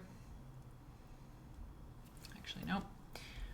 I think you get the point. Actually, there's more to it. But I mean, it's just like, where's the article? There's, so far, I don't know what you've counted. I have counted one article. One article. One. There's me. Look at that, quilty. Gonna keep going. So and tell. Okay, that's nice. Readers and viewers share their creativity. Okay. That's it. I mean, that's it. The show and tell. So and tell. Trends. Okay. It's an ad for, it's not an article. Ads. And that's it. That's the article. I mean, that's the whole magazine. It's just, you don't have to read it at all. It's like just clicking through the pages is what I wanted to do, and what I did before. It was like, it's just patterns. Why don't they just make a book? And it's like, oh, well, because ads. and I just, you get it, right? Lovely staff, horrible corporate executives breathing down their neck. Exactly. And I love the companies that are advertising. I mean, Harriet Hargrave, I saw her face in there, and Handy Quilter and Free Spirited. It's not that. It's just that at some point, somebody was like, no, bottom line, this is not making it up. We can't sell ads on a page of copy. We can't sell ads on an article that's about the way when you grew up, you had to wear black sateen bloomers. It's very nice, Theo, but, can we cut that in half and get another half-page ad in there? And the answer was sure. And then suddenly there's no substance to the magazine anymore. And by the way, what's that great saying? I was born at night, but I wasn't born last night, or I didn't just fall off the turnip truck. I am not like a child. You got to make money.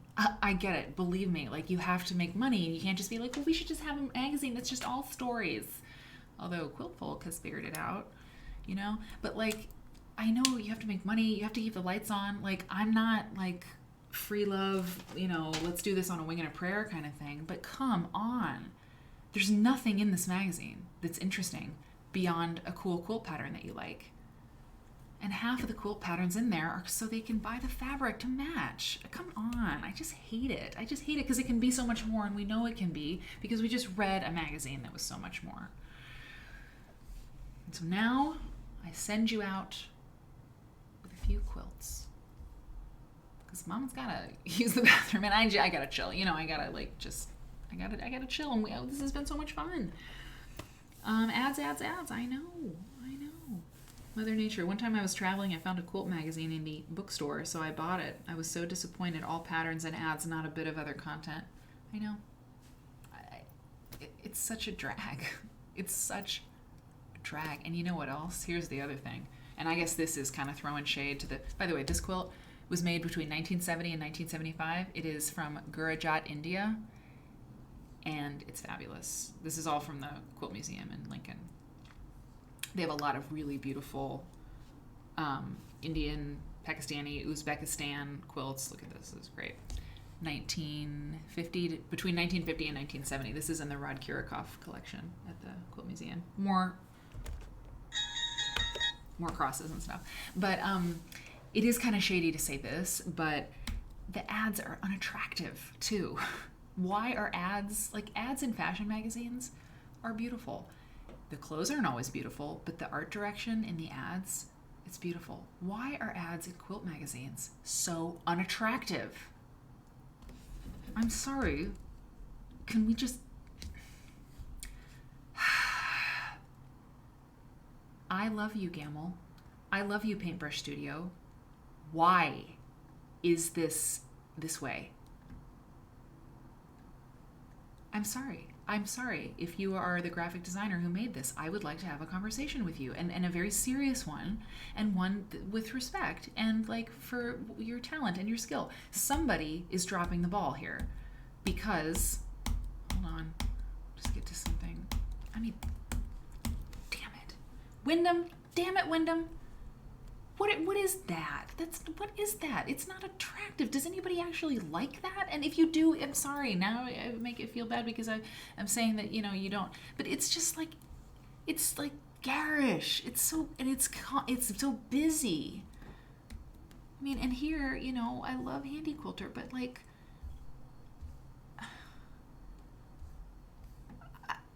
am I wrong? Is this an ad that inspires somebody to buy a thing? It doesn't have to be like that. It doesn't have to be that way.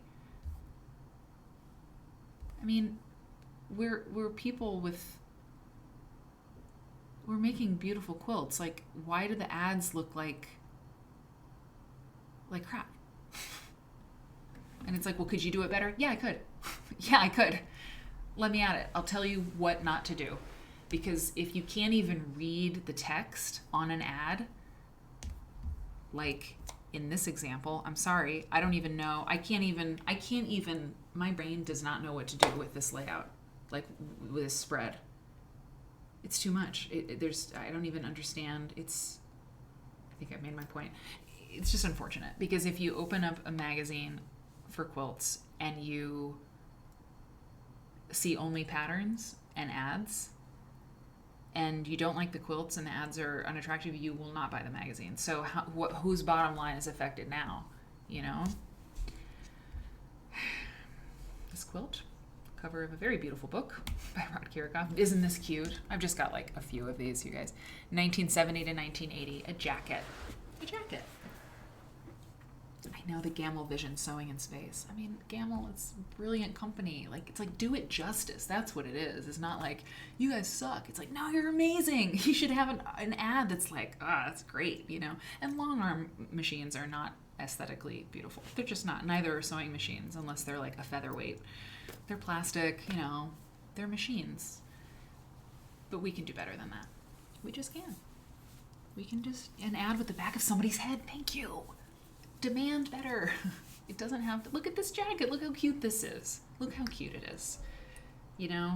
And like, look at this is Jean Ray Laurie. Isn't this amazing? This nightgown made between 1970 and 2000. Look at this like placket. I'm not saying this should be in an ad. I'm just saying like, wow, it's so cool. Yeah, okay, exactly. They're just not, they don't say, this looks like an ad in a quilt magazine. I had to put this in here. It's wild, isn't it? 1970 to 1990, a log cabin. Oof. Yeah, that's, look at that purple fabric. That's a lot. That's really a lot. I don't know about that. Yeah, anyway. I just feel sad when I see that stuff because it could be so lovely. It doesn't have to be like that. And I think if you want somebody to be attracted to quilting, you need to be cooler than that. You know, be cool. Quilt Folk's pretty cool. I mean, you look at that magazine and you're like, oh, wow. It's kind of a lifestyle, like an aspirational magazine. We really care about the details. We really care about the photography. And it shows. Pennsylvania Dutch, 1970 to 1990. I like that a lot. Rod Kirikoff book. Oh, this next one's great. Look at this one. Look at that. Made between 1970 and 80. So that's Vietnam, right? Vietnam patches. Well, maybe, I don't know about that, but made between 1970 and 1980. I don't know. It doesn't have a name. It doesn't have anything more, but when I saw that, I was like, okay, that's interesting, you know. Army quilt badges and stuff. I just thought of Vietnam, you know. You're like, yes, you can like the jacket. I loved that little patchwork jacket. I really liked the patchwork jacket. I would wear it. S.J. Pepper would wear it. And Sue John loves the little jacket. Sue, it's been all highlights. It's been highlights and lowlights, you know. This is made between 1960 and 1980. It's a Raleigh quilt, Sindh, Lower Pakistan. So beautiful, right? Oh yeah. Yeah, I gotta close up shop, guys. I can hear it in my voice. And I gotta figure out what I'm doing for tomorrow's show. Maybe an idea from tonight will be part of the show. Oh, and then this is the last one. I love this. This was between 1960 and 1980, a schoolhouse quilt. These are all from the Quilt Museum. And yeah, so, you know, these are all quilts that were made around the time of that Quilter's Newsletter magazine. Maybe the person got fabric by mail order to make this schoolhouse quilt. I love the stripe. Y'all are the best. As an Army veteran, I am all about this quilt. Rachel, we're going back to that. We're going to close with that. It is awesome, isn't it? Oh, it's so cool. It's really cool. You know, this could have been an intro quilt. Although sometimes I feel weird, like putting my face on over, you know, like this thing. It's like, hi, U.S. Army. It just feels weird. Like sometimes, almost the Michael Cumming quilt yesterday, I was like, can I put this like behind me? There's like a cross, and I'm like, but I think it's okay. God, my hair looks really long. Okay, well, I think I know what to do to close the show. I think it's the only thing to do.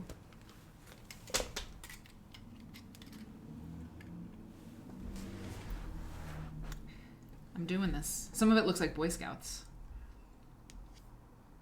Dorothy's house is blowing away. What? Oh, was that? Oh yeah, it is. Oh yeah.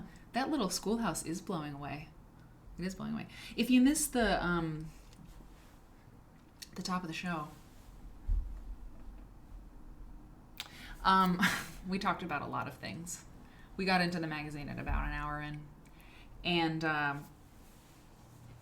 no, I had a halo. Well, now God, I really look weird. I look pretty weird. Let's not do that. We talked about clothes. We talked about these glasses. We talked about QuiltCon. And how I'm going to wear they're not even tracksuits. They're just sweatpants and sweatshirt and these glasses. I'm going to do it. Yeah, I'm like my doggy mouths. Let me just see just really quick. It should be right here, my doggy quilt. I'm just going to see really quick. Oh, I know. Okay, hang on. 20 Jan. It's right here. I'm going to show. My pupper quilt. It's right here. We're going to do it. If you didn't see the show yesterday, I bought a quilt. and I'm showing it right here. There it is. God, I'm good. Wait, I gotta get small. Hang on. I bought this quilt, you guys.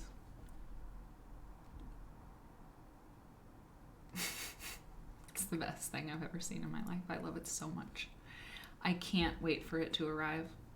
I can't wait for it to arrive. Look at his little face. Look at his little face. His little mouth. Look at his little mouth. He's like, oh no. Oh no. I'm a nugget. I'm a little scamp. That's what Eric and I like to call it. I'm a little scamp. Look at this little scamp. He's just scamping around. Oh. I love him so much. It is a human face inside of a dog. It is. Look at his little mouth. Oh no.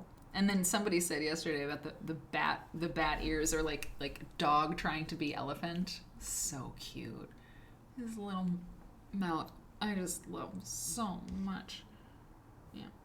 So anyway, it has palms on it. I know, Fraz. I know. We have many questions. It's like it's tied, but like what's the deal? Because there's not a knot on the front. Actually, let's look at the back. Well, we can't tell, but I can't wait till it comes. And it's like it's a crib size or child size, but that's a fence. Well, it's a fence leaning up against a tree. I don't know. You will definitely be the first after me to see this quilt. Oh, God. And look at this guy. Look, he doesn't have a nose. Did you see this guy? He looks like a monkey. He looks like a sock monkey because he doesn't have a nose. Anyway, well, that's the show.